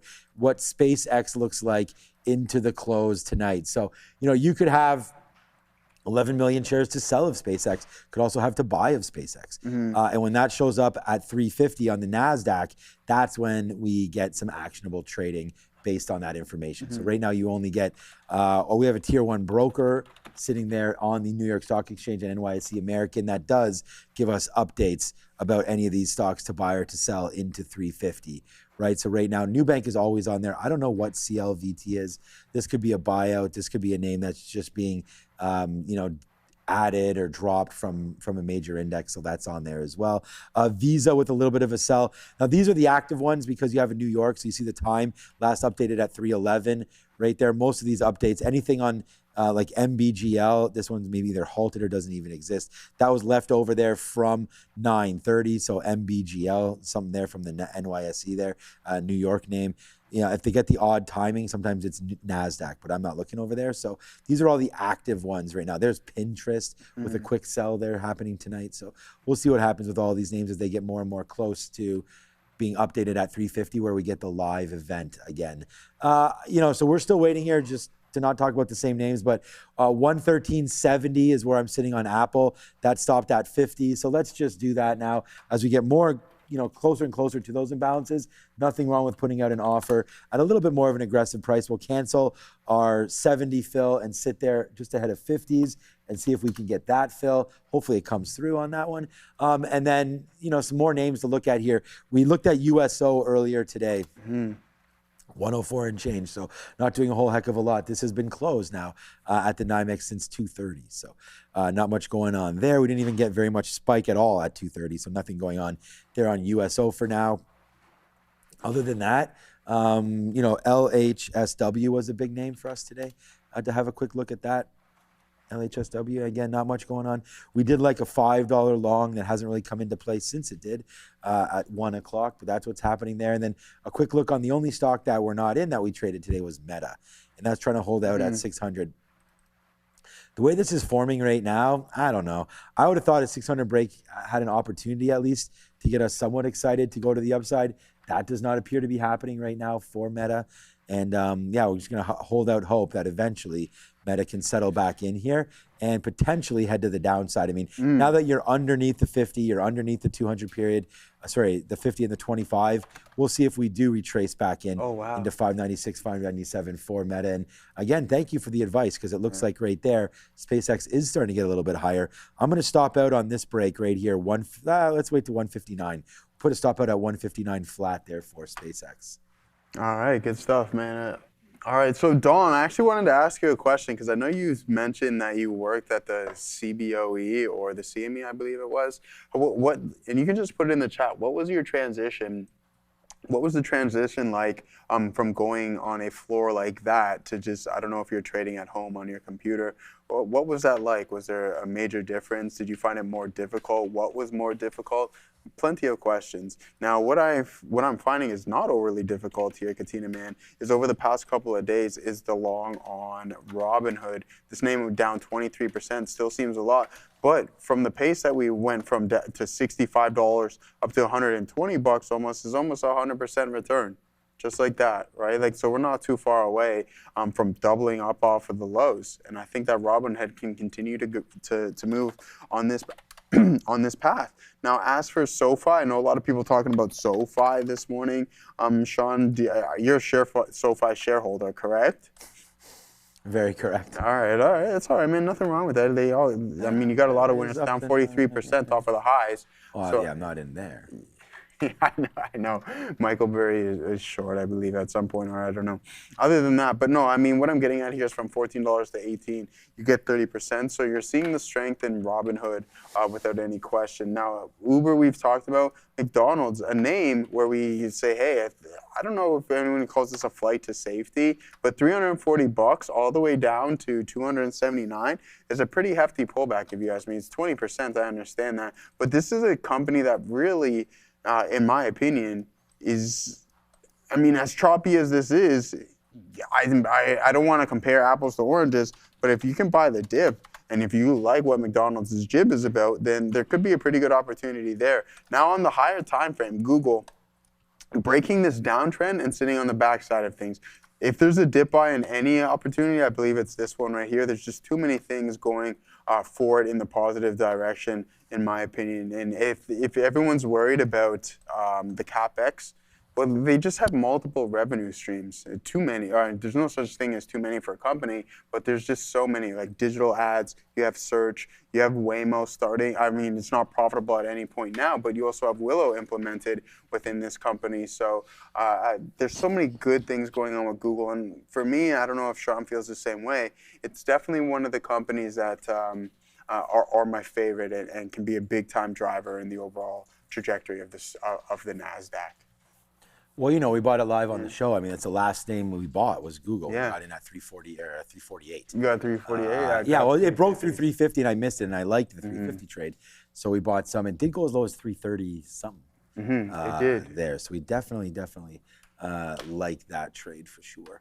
All right, man, stocks are ripping today, and there's no doubt about that. And if you're in the right space, you are getting well rewarded. I mean, this morning was all about AMD. I mean, what a shot to the north side here for advanced micro devices, from $525 all the way up to $570.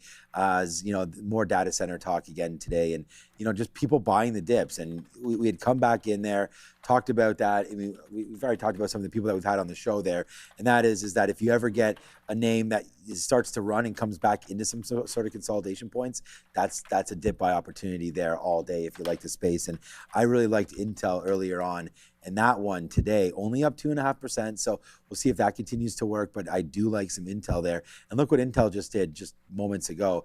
It bounced sort of off these lows. I mean, I know we wicked low into 121 just off the open 121.50, but the lowest we just got right here was 122. So playing that long would have been nicely rewarded there on INTC if you had the patience to go in there and look at that. But right now you're down, and you know, this could be a short. I mean, honestly, the way this market is moving today, and I never really want to go against momentum. And if you're going to look at this, you still have a little bit to go to get back to the top side. So that's the first thing I looked at. I don't know if we're going to get there, but a half hour left before imbalances, very, very possible. But what about Intel here? The last time we were at the 200 period moving average, we faded it back in. We tried to go. Now we're there again against some levels. So what about 123.50? If we go short here, we might as well try this on Intel here into the close. I think it's worth it. We'll put some 33. Oh, there we go. We offered and we're filled. So now we're short at 33. I don't necessarily want to give this too much room, but if we zoom into it right now, and here it goes against me a little bit, we have half a unit of risk. I don't think this one's going to go too far, and that stop out right there is at 70. So we'll take another fill if we can get into here around 50s, and then our stop out there 70. So ready to take a little bit of a hit here on Intel. And I think, again, if this one doesn't work out, we've kind of done this a few times now, and that is going back and forth with these names, and fighting the futures is not always, here we have a button for this.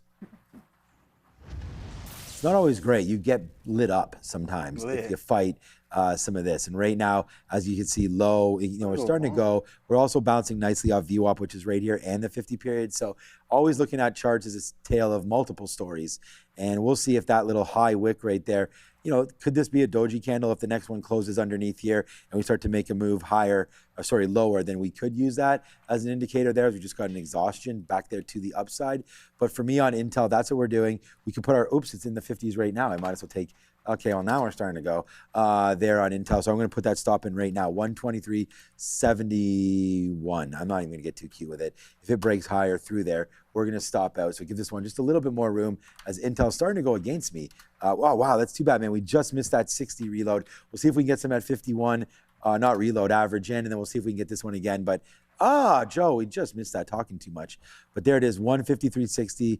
We'll see if we can get that again. But now it's Intel pulling back just a little bit. So far, so good here as we just wait for Intel to maybe do something. Only 30 minutes left. So it's a new trade idea. And that's Intel on the short.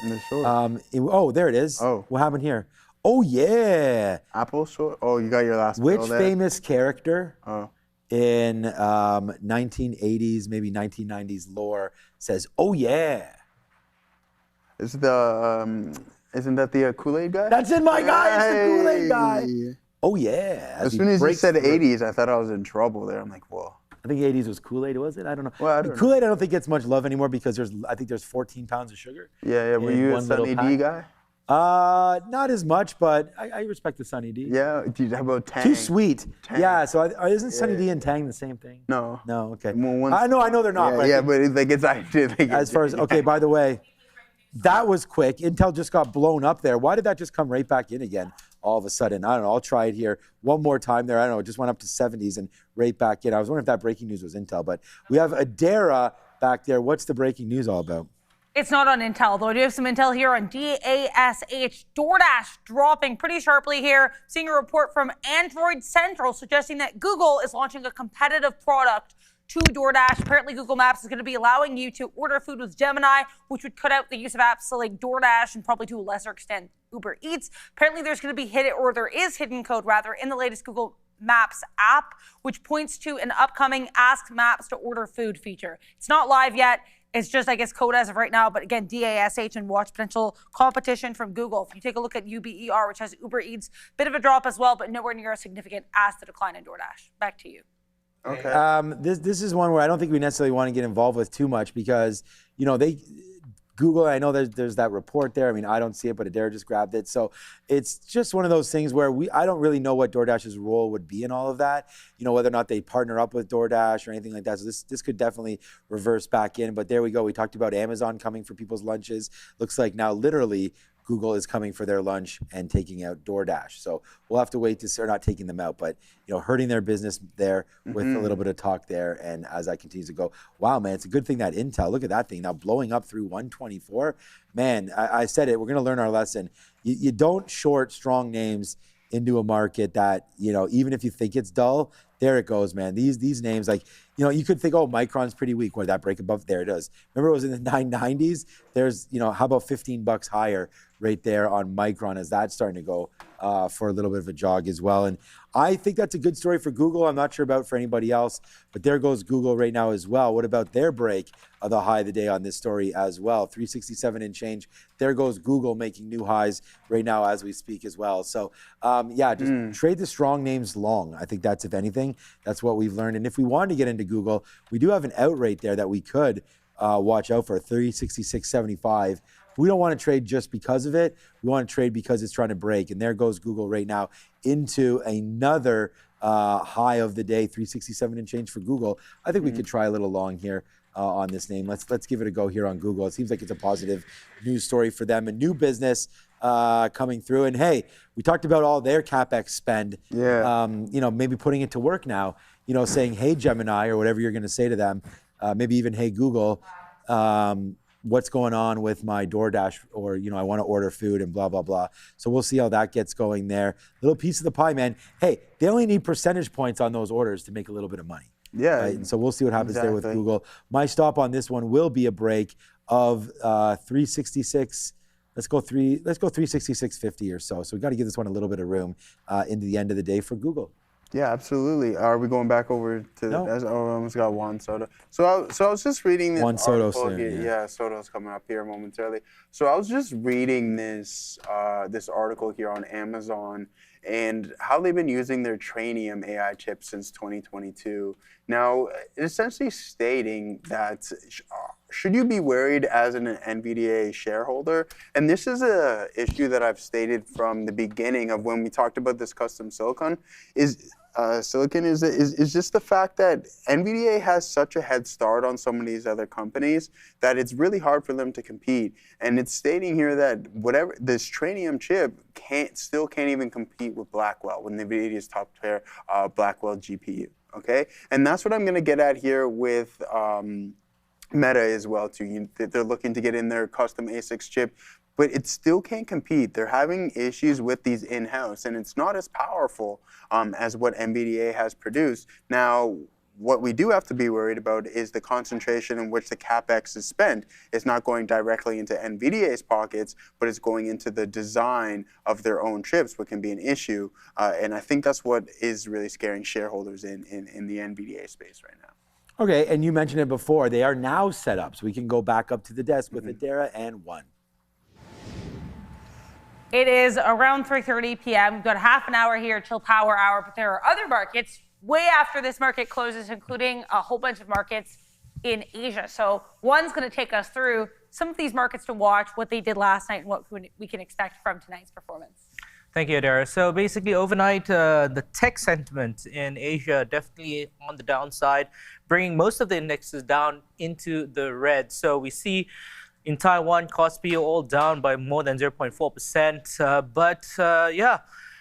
We did see some green in India as well as the Hang Seng, but main sentiment overnight, consumer platforms as well as digital healthcare was surging. AI hardware definitely cooled down.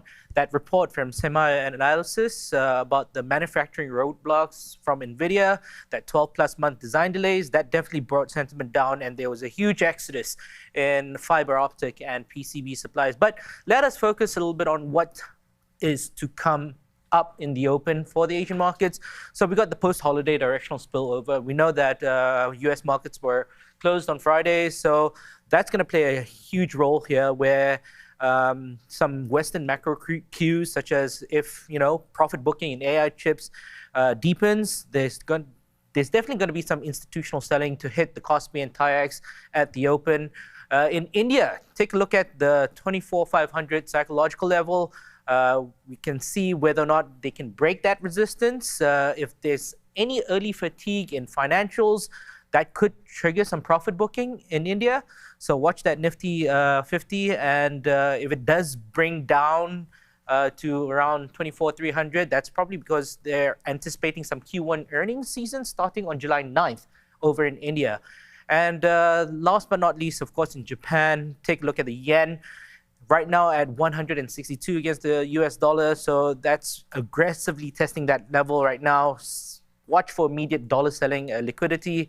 There's also going to be some key economic reports for Japan, including household spending, PPI, as well as machine tool orders this week upcoming. So that's something that we need to also look out for in Japan. Currency, tech, economic data releases, just a handful of things to watch out for as we head into Tuesday's Asian market session. Thanks once again to One for covering that for us. You can see him every day at 11:30 a.m. and 3:30 p.m. to cover the European and Asian markets, respectively. Oh, yeah, thanks, One, for all that. People loving that segment. So we say thank you so much for that. And it was awesome. Hey, I had this one. Awesome. There we go. Good one there, One. Thank you for all that. And it's about to get all turned up on its head there with the Kospi and everything to see what happens with SK Hynix as that's coming on Thursday or Friday, Adara, that I'm seeing Friday, July 10th. listing. Yeah. Okay, same as me. So you and I both, I think we're on the same page with it. I think it's disastrous for. Disastrous is a tough word. It's a very, very tough word. I mean, it's just, just don't expect it to do what it was doing before. And I mean, it could. It totally could. But I just think the dilution isn't the best sign. See you later. Make a little bit back there on Google. Man. I mean, there it is, man. We talked about buying into that 367. Comes right in, and there it goes straight up. So, hey, man, like we're here to tell you, like that was an L on Intel. Which now, look at Intel, by the way. Joe, I can't. Yeah. We talk about this. Don't get me started with that, man. I don't want to. Well, here, like, here. Joe, I don't want to get you started. No, Joe, I don't want to get you started. No, it's too late now. But I mean, we were just short on Intel. It got blown up, and then now it's $1 in the money. But there's nothing you can do other than get right back up on that bike, man. And that's exactly what we did. And, we found something else. Yeah. We got something else. We got Google, we got Google, we got Google. So now that's upside, and it just goes to show, man. I mean, it's like. Well, look at this, Katina, man. Okay. Here, I'm showing you. You're not looking. Yeah, I'm not looking. I'm trying to trade. So look at this. I'm unlike any other partner you've had, my guy. Why? Yeah. Because I'm actively trading. You're actively trading. No, we tried to go long here off that, and then sure enough. Man. I mean, that's the thing. When we're going to be like this, there is going to be those opportunities that it just happens. You try to make the best calls when you see them, and then unfortunately, sometimes the call, as my Nona used to say, they don't work out, and that play does not work out. So good call there. At least you went in to try it. Yeah, man. But yeah, nothing but a try, and that's what we're trying here as well with Intel. We tried it and got stopped out, and I don't think there's anything wrong with getting stopped out. I could have waited for VWAP, but that would have been way too much. Like, didn't want to take $1 or so hit into that name. So, out of it without any problems whatsoever. And we'll see if we can make it all back and hopefully a little bit more with this Google trade. So there it goes back there to the upside. I think it'd be foolish. I mean, I should put something, although we do have a good out, I'll put something at 96.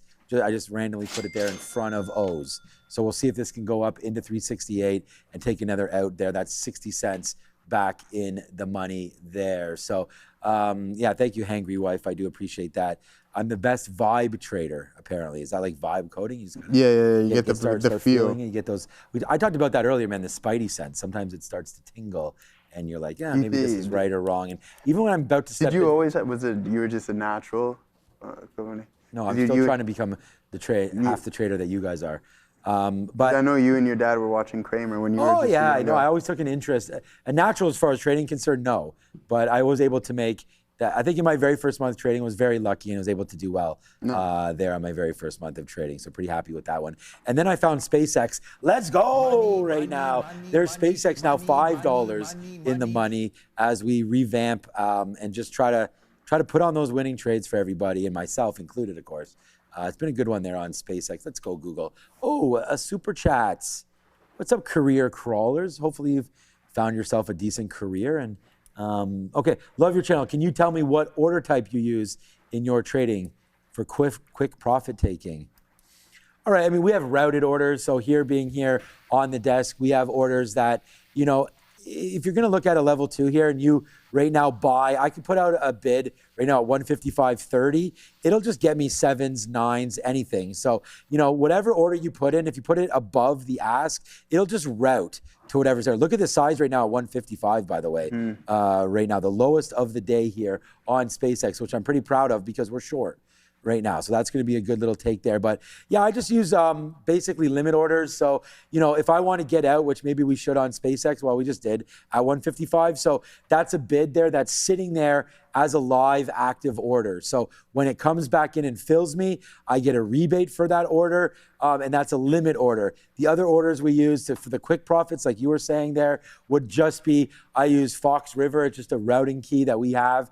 You know, ask your broker for what their routing key is or how they route orders. Believe me, if you're on Robinhood and Citadel, you don't need to ask them any kind of questions at all. Well, not Citadel. They're not going to be that platform for you, but they route every single one of your orders, which is why it's free. They send it to all the different destinations and start to pick off little orders in between. And that's how they're going to make their money. So I would say, yeah, marketable limit orders for fast, aggressive outs. Absolutely. I don't like a market order because that can can get you any price. price. Yeah, exactly. But I like a marketable limit order, meaning that if the trade is right here on SpaceX and I want to get out, I'll just put a 155.70 right now. And what happens is I'll get whatever this order is, whatever this price is, but it won't pay me more. I won't get out more than 155.70. With like a 10-cent cross or something else. Yeah, that's what I mean. Like whatever the cross is, exactly. is something like that. And again, everything's different, right? So you're trading a stock that's maybe going to move a little bit slower.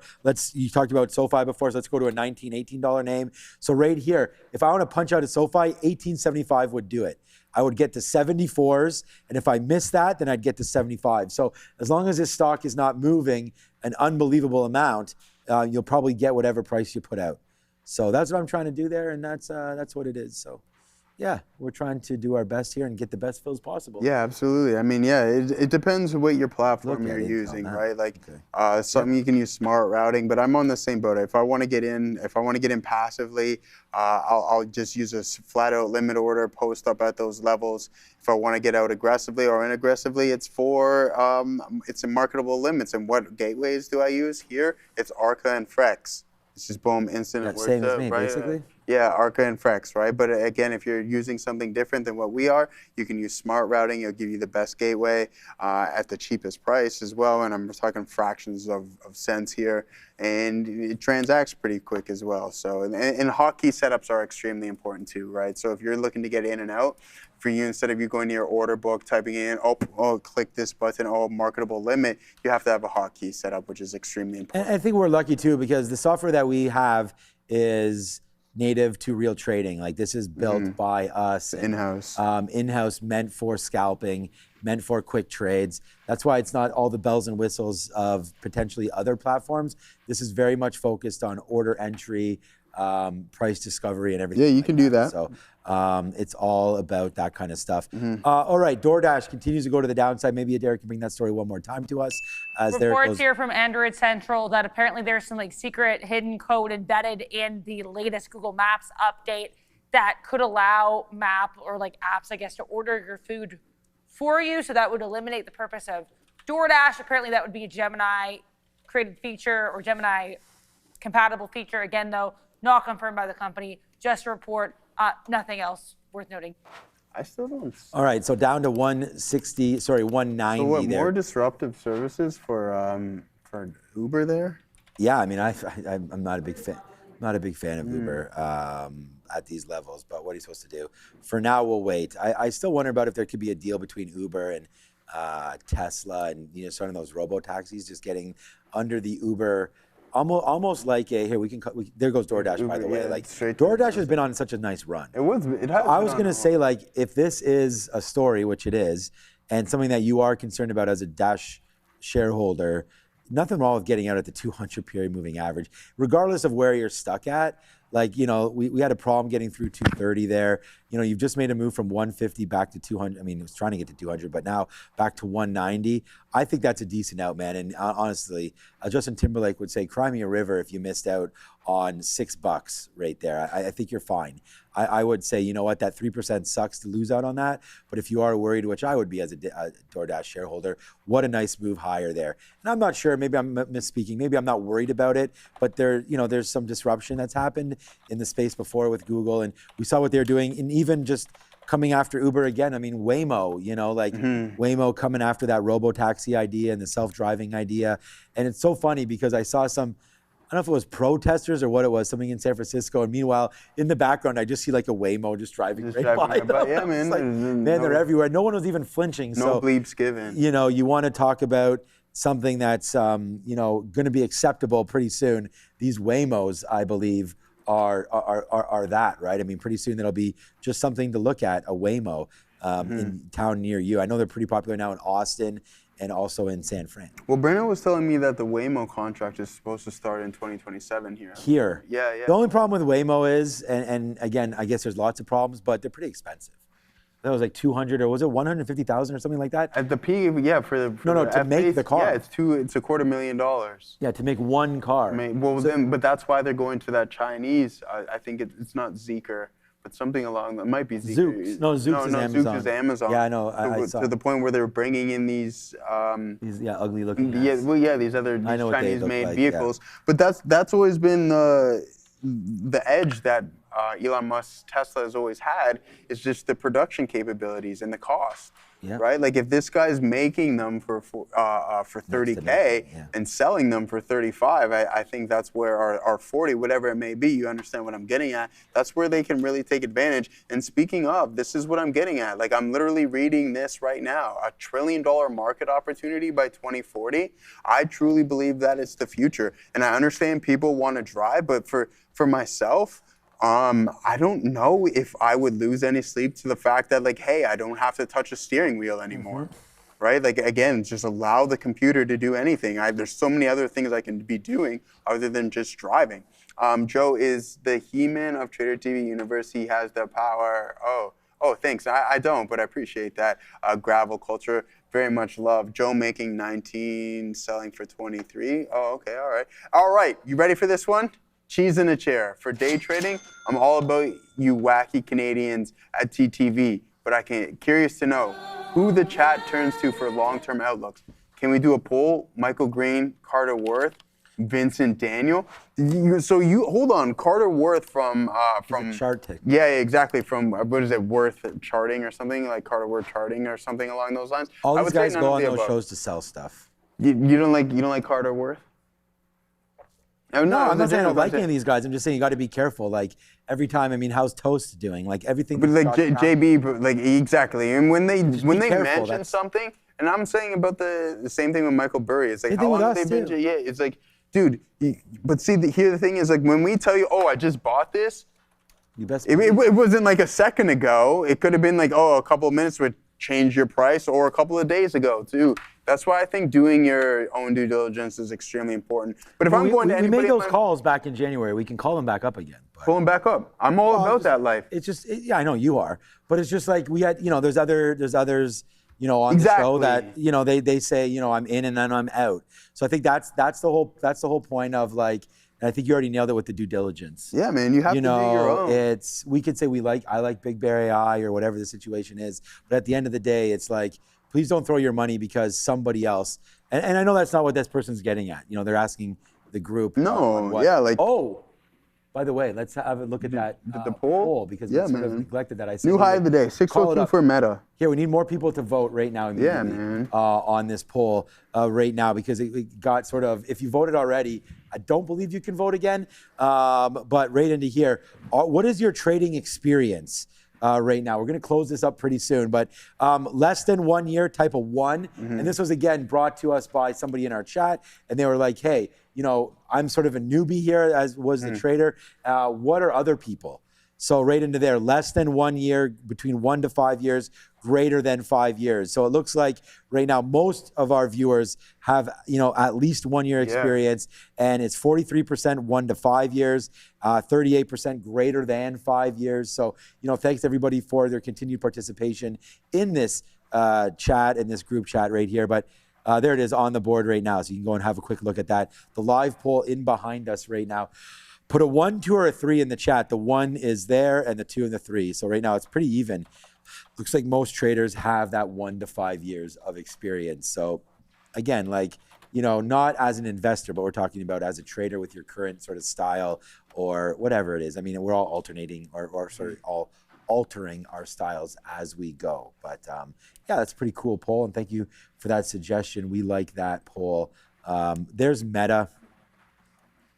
So whether or not that's a fail by me or not, you guys can talk about it. But there it is right there. We did buy that break through 600. We actually let it come back into us, filled us right there. Then it went upside. That was pretty good. And then a cup of coffee came and went as it breaks below 600 and we get out now at 603. Trade the strong names long, I think is a lesson that I'm trying to learn here. And then Intel, again, you know, in and out, and now just kind of not doing too much there. This is an L that we put on. Again, we averaged it up and got stopped out, and boom, that now fell back into the downside. And, you know, on a good trade that we've made here this afternoon, look, we only made 2. We held on to that SpaceX, which went into the lows of the day, and we actually grabbed that. We told you we had 5% left to SpaceX. I mean, when that hit, that was our low of the day take. And even when this stock was up here, we were like, we're waiting for 155. Remember I said we had 155 17s? Yeah. Well, that's where we got filled. Nice. So that was our order there. Oh, so you got the bottom? Yeah, man, we got basically the very low there on it. And sometimes it's lucky and sometimes it's good. But we put that bid there on purpose. And that's when we started talking about limit orders and whatnot. And then the other trade was Apple. And, you know, we did get that Apple trade right there at near those highs. Now we'll wait to see what Apple wants to do here. I mean, only 4 minutes left before these imbalances. Yeah, 602 there on Meta. I know Sean's been talking about it. But we never really flat out answered your question. Again, I'll tell you 2 examples. Let's go back to it. Yeah. So, I mean, who I'm looking for long term, full disclosure, my greatest success, who I looked for my long term investments, was literally Google search. I asked the most simplistic, a 5-year-old could have asked these questions when it came to the marijuana situation that you guys are all aware of. Who is going to be the largest producer? Who is the leading in the race for the marijuana legalization? Came up with a handful of names. I dumped my money into it. Second thing was the pandemic. Who's leading the race in vaccines? Spit me out a couple of names. I believe it was Novavax, Moderna, and Pfizer. Went the heaviest on Moderna.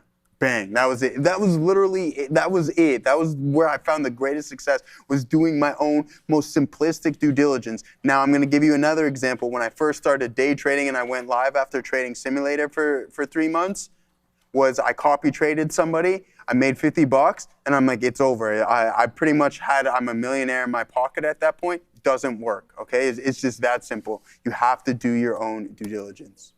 It's that simple, whether it comes to investing or day trading. We're gonna go back to it there, Yeah, I just wanted to say here, just to join into this conversation. I mean, I think like someone asked me earlier, what do you like to the apps? Like, what stocks do you like, Adara? And honestly, it's something I need to do more research into personally. In terms of though, like my biggest call, in my opinion, that again I'm not involved in personally, but I've been really interested in. The Oracle call was like Joe said, it was just because I did a lot of research into Oracle for an infographic, and while doing that research, I discovered, wow, there's some really sketchy patterns here. And so that's how I got into like the Oracle short thesis, which I think is just kind of compounded over time as we get more sketchy things coming out of Oracle. So I think, but then I always see people in the chat as well saying, oh, but my research, like their research bears out a positive catalyst for Oracle. So I think it's doing your own due diligence and deciding what to do with the information you find. I think that's probably the biggest thing, but I just wanted to kind of quickly opine on this ahead of imbalances because I think it's an interesting topic. Yeah, of course there's other names that you respect. I don't think cheese in a chair. 100% agree. But see, the thing is, and I don't want to like caveat this at all. I'm just saying, like, when you do something like that, there's definitely people out there that I respect. But I don't want to say, hey, I bought this because they said to buy it or because they made this point, because then you have somebody to blame, and people will do that, especially if they lose. The way the large language models, and I don't use them for, I've already told you, like, I'm a fool for the way I use them. I just look up basic kind of stuff. But that's the kind of stuff I think it's great for.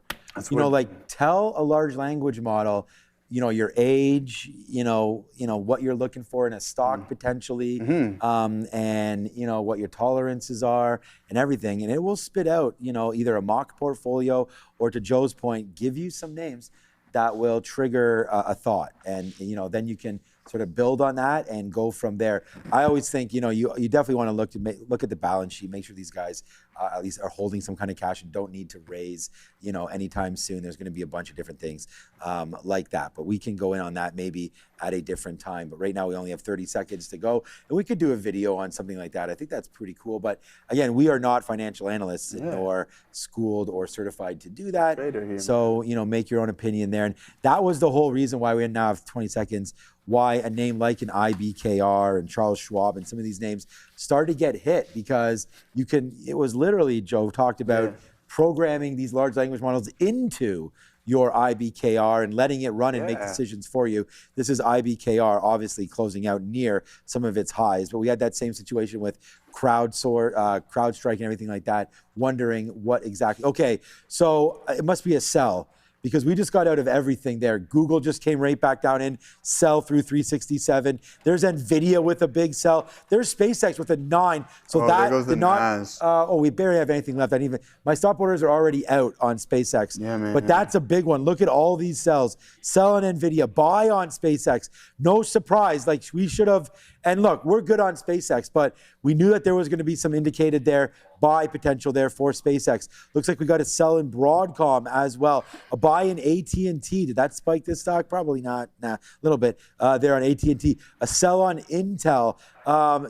Big sell on Nvidia. So last time we saw that, we actually took the opposite way and bought some Nvidia on a sell side and balance. So maybe we want to have a look over there on that one as well. But yeah, man, so far so good here. There's my Google sell, and that that took me out. Still for a profit, but there's the break of 367. So you know, it was just up there. We're cruising for 50 cents. We actually just got some pieces out in the last 5 minutes on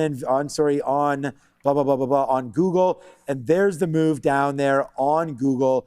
So yeah, stop out, well done. Hopefully you guys did that as well. We're out now as these imbalances have hit one more time, and it's a buy on SpaceX through 160 right now. I think we could take the opportunity. We're still $1 in the money on SPCX, and that also triggered an Apple sell. Wow, look at that one. Wow, Apple went down to 312. Quick little sell there on Apple as well. That was a good out. We told you we were going to get out at 312.50 or whatever it was, and that's what we did. So Apple out as well. It's too bad. Like, if those all come the other way, we're laughing, but that's what trading's about. Take a risk and take a shot, and we did it, and SpaceX upside there. Yes, I don't know what a currency RON is. I'm sure we can figure it out. Romanian. Okay, 10 Romanian dollars there. Where is the surge? That thumbnail is fake news. I didn't see the thumbnail, so I can't tell you. Any thumbnail issues, we just blame Ramin. Oh, okay. Is it the thumbnail on our thing? What does it say? Let's see what we got going on. Then we blame Andre. And then let's see who created. AI is back. There's nothing in the thumbnail. We blame Andre and Tiffany in my ear. Do not ever blame Ramin for anything. Oh, so she just pointed the blame to. What does it say on it? What does it say on the thumbnail? It says AI is back. It is back. No, AI is back. It doesn't say anything about surge. Oh, whatever. It doesn't matter. AMD. It doesn't matter. AI. Look, I mean, we're gonna. Oh, AI surges. Okay. Yeah. Well, I mean, I see what you. Is AI just one name? Hold on. Is AI just one name? Or is AMD not up 7%? Right? Yeah. Is AI just one name, or is Google just 2%? No, I don't think they're trolling. Right? So, I mean, 8%, that's a pretty good day. Where is all of this falling into? The memory names? Okay, let's go over them. 7% here. Western Digital, 6.5% there. 5% here. All right? So, I mean, hey, listen, I'm not going to say one thing, but there are some names that are at the forefront of this that are up mid-single digits, which isn't bad. So I wouldn't get too worried about that. Just gotta defend the team. Yeah, all right. Let's go find out who's making all the money here today. This is, of course, from Thursday. I almost said Friday again. I'm not sure if there's any blue ocean on here. I don't see it. So it wasn't a great day there last week, apparently, according to this anyways. Canada, Turkey market, okay. TSX. Doesn't matter where, man. TSX, because Friday was closed. Yeah, exactly. So that's where I was going to get that. Yeah, Turkey. So Turkey there. We did say that there was going to be some Asian markets, but it looks like just a complete turnaround there. All pretty much Canada. The Canadian Stock Exchange is a great place to look for trading. So we can maybe do a little bit more on some Canadian stocks, but yeah, definitely a lot of liquidity available in Canada, and most of the level 2s look very similar. Like here's TD Bank. How's TD Bank looking like? Yeah, it's good stock, man. I mean, they got hit down there with some controversies not too long ago, but TD Bank, near the highs as well, kind of like our JP Morgan. But look how the level 2 looks on TD Bank. And if you just type in TD, that's in New York, and here's what it looks like in TD in Toronto. So, still lots of pretty active. Yeah, exactly. Yeah. Lot of 4 million shares. The chart's going to be identical, and you can easily see there are some options. A lot of stuff going on here on the tape. So TDNY is only 1 million shares. TD in Toronto, 4 million shares. So lots of opportunities, even to trade a name like a Shopify or something. So if you ever get a holiday, this is what's going on right there. Okay, man, this market is just dancing right now. Google, not on the way back up, but trying to make a move back there. We do have moments away from potentially these things moving around. So watch out to see if Nvidia becomes a bid right now into the close. We'll see what winds up happening with Nvidia. If it stays, we could be in trouble, and maybe, there goes more downside right there for Nvidia. Wow, it's taking out the whole day here. Oh, yeah, man. Nvidia was just 197 before these imbalances, guys. 197 for Nvidia, now 195.20. So you want to talk about developing maybe a new strategy into what you could trade. How about looking at these closing imbalances? They look really profitable here as far as a day trade is concerned today with these closing imbalances, just picking the right way. There goes Nvidia, man. Whap to the downside there. SpaceX, whoosh to the upside, as well as all these names. Oh, we got some out at 158.50. We can just stop out of the rest on SpaceX. It doesn't really matter. We have less than 5% left now on SPCX. We'll just buy it out, and then we'll get out of this one. But yeah, there it goes. Nice movement into the close today. Even IBIT, man, 64,000. Congrats for IBIT traders. That's been holding out well today. Did it pop? Yeah, I mean, it's up. 3.6% on IBIT alone. Yeah, 3.6. MSTR still flat, though. Continue. And that's what I was talking about not too long ago, is that we often say, hey, it's a leverage play. Is it a 2-to-1 or 3-to-1? No, you don't even really know, because some days that MSTR will be up 12% and Bitcoin will be up 1%. Here, it's up 3%, and MSTR is only up 0.4%.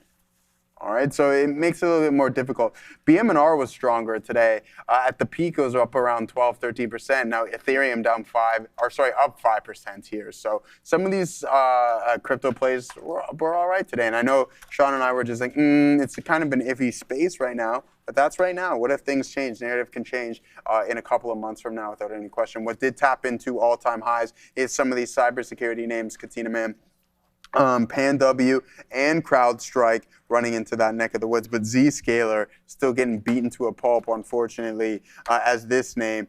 I don't know if we ever get to the point of no return, but you're still down 55%. So you need at least 100% return in order just to get back to that previous pivot high. Now here's NASA, the space ETF. Preferred is the highest holdings in this specific one. Now, I don't know if they're still holding SpaceX, because that changed the description. So it may be cash or cash equivalents on that one there, Katina Man. Now, as for the ADRs, Alibaba, I know you're talking about this one, down 48%. One day you're up, next day you're down in some of these things. So just be cautious on what you got going on. Michael Burry's short still working out for him, as Caterpillar is only down 10%. But what has hit bear market territory, surprisingly so, and I believe it's Applied Materials. Applied Materials being down 20% off of its highs. So keep an eye out on this one. So who was it? Applied Materials, Caterpillar, and NVDA. Michael Burry opened up his short. I think there might be another name involved with that there. I can't remember it, but some pretty heavy hitters, in my opinion. So this guy's really swinging at some names that I feel are a little bit dangerous to short. All right. Just looking to see, we only have 2 minutes left there. SpaceX, I mean, I think we can actively trade this tomorrow at 350. You know, tomorrow's the day, and we should be getting some imbalances tomorrow. And today, of course, SpaceX, and we're flat on everything right now, so we'll just hold out there.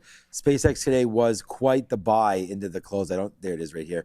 Oops, where is it? Oops, I keep on clicking on it, and it's going away. But SpaceX, we'll just go back to that name, right? Oops, SPCX. We'll just go back to it and have a quick look to see what it does here with only a minute and a bit left. But it did have that big buy imbalance, and so there it goes to the upside, shooting off from 155 up to 160 there. I mean, that was not luck getting that fill. We specifically sat there and talked about it. So we're happy with that kind of a fill there on SpaceX, and we'll wait to see what happens there into the close. Nvidia did catch. We only read on one name today myself. We have Apple up, Google up, Meta, and SpaceX. It was Intel was the name that we lost on there today. And it was a small hit, but still, got to talk about our losers a little bit there. Well, I want to check out Nvidia to see where they're closing today. So 195.50, yeah, not good, man, on those imbalances, as Nvidia was just at 197 before the imbalances came out, and now we could see what that's done to that stock. 195.60, not a great movement there for NVDA here into the close. With only 30 seconds left, again, we want to thank everybody for paying attention to us today, and you know, hopefully you're coming back tomorrow.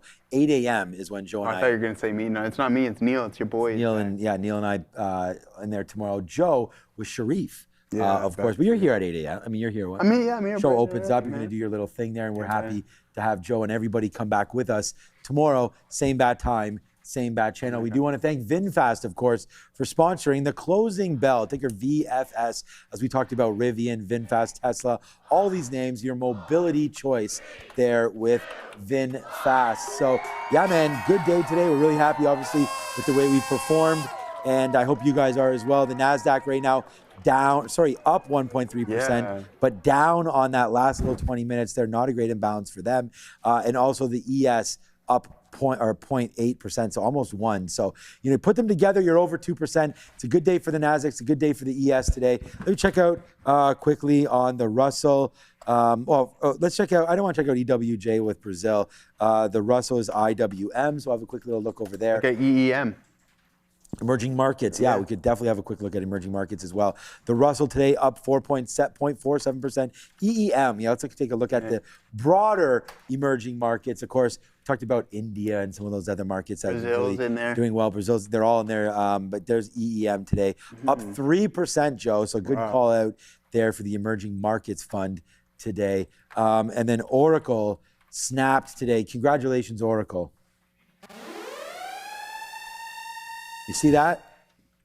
Up 2.55%. The reason why we celebrate it? Yeah. It's been 9 straight down days for Oracle. Damn. So finally bouncing off of potential support area. Oracle up 2.5% today. So we say shout out to Oracle today as they break their 9-day losing streak. And the name that we all should have bought the minute we heard a certain name come out of the mouth of Donald Trump today. Yeah, it was Dell. That was Trump and Dell. So there it goes, man. Dell upside and then just faded out, right? Once he left the podium and the market kind of said, wait a second, no more mention of Dell. Nice upside play, still up that 4.5%. So again, big shout out to Joe for, you know, holding out for it here while Neil was not around. And guess what? Guess who's back? Back again. Neil's back. And this is the end of the voting. So basically it's a wash, man. Most of you have between 1 to 5 years, and then greater than 5 years is actually where the majority sits right now, greater than 5 years. So a lot of experienced traders in our chat. So we say big thank you to everything that people participate with. There it is, TikTok. Thank you to everybody for watching TikTok. Thank you to Bravely that's over there helping us out with all of that. Big shout out to YouTube followers and everybody on Twitch. Everyone. Everybody worldwide. Big shout out there. So the Tesla's not in the building tomorrow. Oh, where's it going? It's going to Oshawa. Why? The wife wants to do the full self-driving on the highway, my guy. So what's going, a hockey Oshawa? Yeah, man, she's in a camp all week. It's over for you. It's not your car anymore. I have a feeling. That's why we test drove that Model Y. It's not yours anymore, my boy. Yeah. So we'll be here with the Atlas tomorrow, so we'll see a big one downstairs. And good. It was never yours, really. Nothing that I own is mine. No, it's not. It's just. It's all the kids and all the wife. Yeah, exactly. But you'll be happy to know. What's that? Farm boy. Oh, tonight? Yeah. The wife what do you guys said, got going on? Go grab some sausage there. So Oh, pick up some sausage from Farm Boy. When are you think you're going? I don't know. I like the what's up, Adair? What's the whole thing with Farm Boy? Like, is the quality that much better? Yes. Like, I know it's more expensive. Is it that much? It's not. See, the thing though, it's not like a Metro or Sobeys expensive, and it's high quality product from the produce. You know, for me, like if you go to a Metro or something, it's just the a Whole produce. Foods. Yeah. It's just quality across the board, really. Yeah. So like they're making their sausage every day. They're like different. You trust, and I'm sure it's not like the healthiest out there, but it's well made. Yeah, exactly. And higher qualities. That's Farm Boy. So, yeah. Sure. Whenever you hear that, it's pretty much Joe and I's favorite. It's my favorite. Definitely my favorite. It's easily and Trader Joe's as well, but Trader Joe's. But we don't have that here. I know. So how come something you've only been there like once or twice? Trader Joe's? Yeah. Yeah, I've pretty much only been. You been loved there it that much? Maybe 2 or 3 times. Every time we go to the States, yeah. Okay.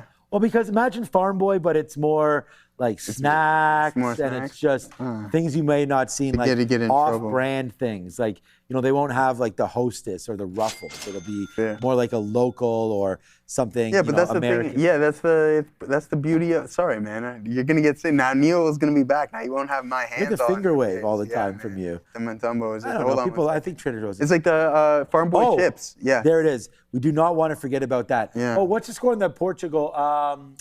0-0, Portugal, Spain. And yeah, man, cheer on the United States. No matter what you guys are watching tonight, that game is 8 p.m. as far as I know. Someone's saying goal. No, they haven't even started yet. So USA hopefully get a couple goals. Just cheer for a good game. Whether halftime on the Portugal-Spain. Yeah, 0-0. Remember, I went over to Sharif. I said, what do you like? I said, I like a draw into extra time for Portugal versus Spain. But the thing is, Ronaldo doesn't play the full game, so he'll be probably coming out. Yeah. So, all right, man, Joe, thank you very much. I got to get out of here. Thanks, guys. Neil will be back tomorrow. We have baseball practice 8 to 11 tonight. Oh, man, it's going to be a late one. See you, Scott. Ciao till then, everybody. Have a good one.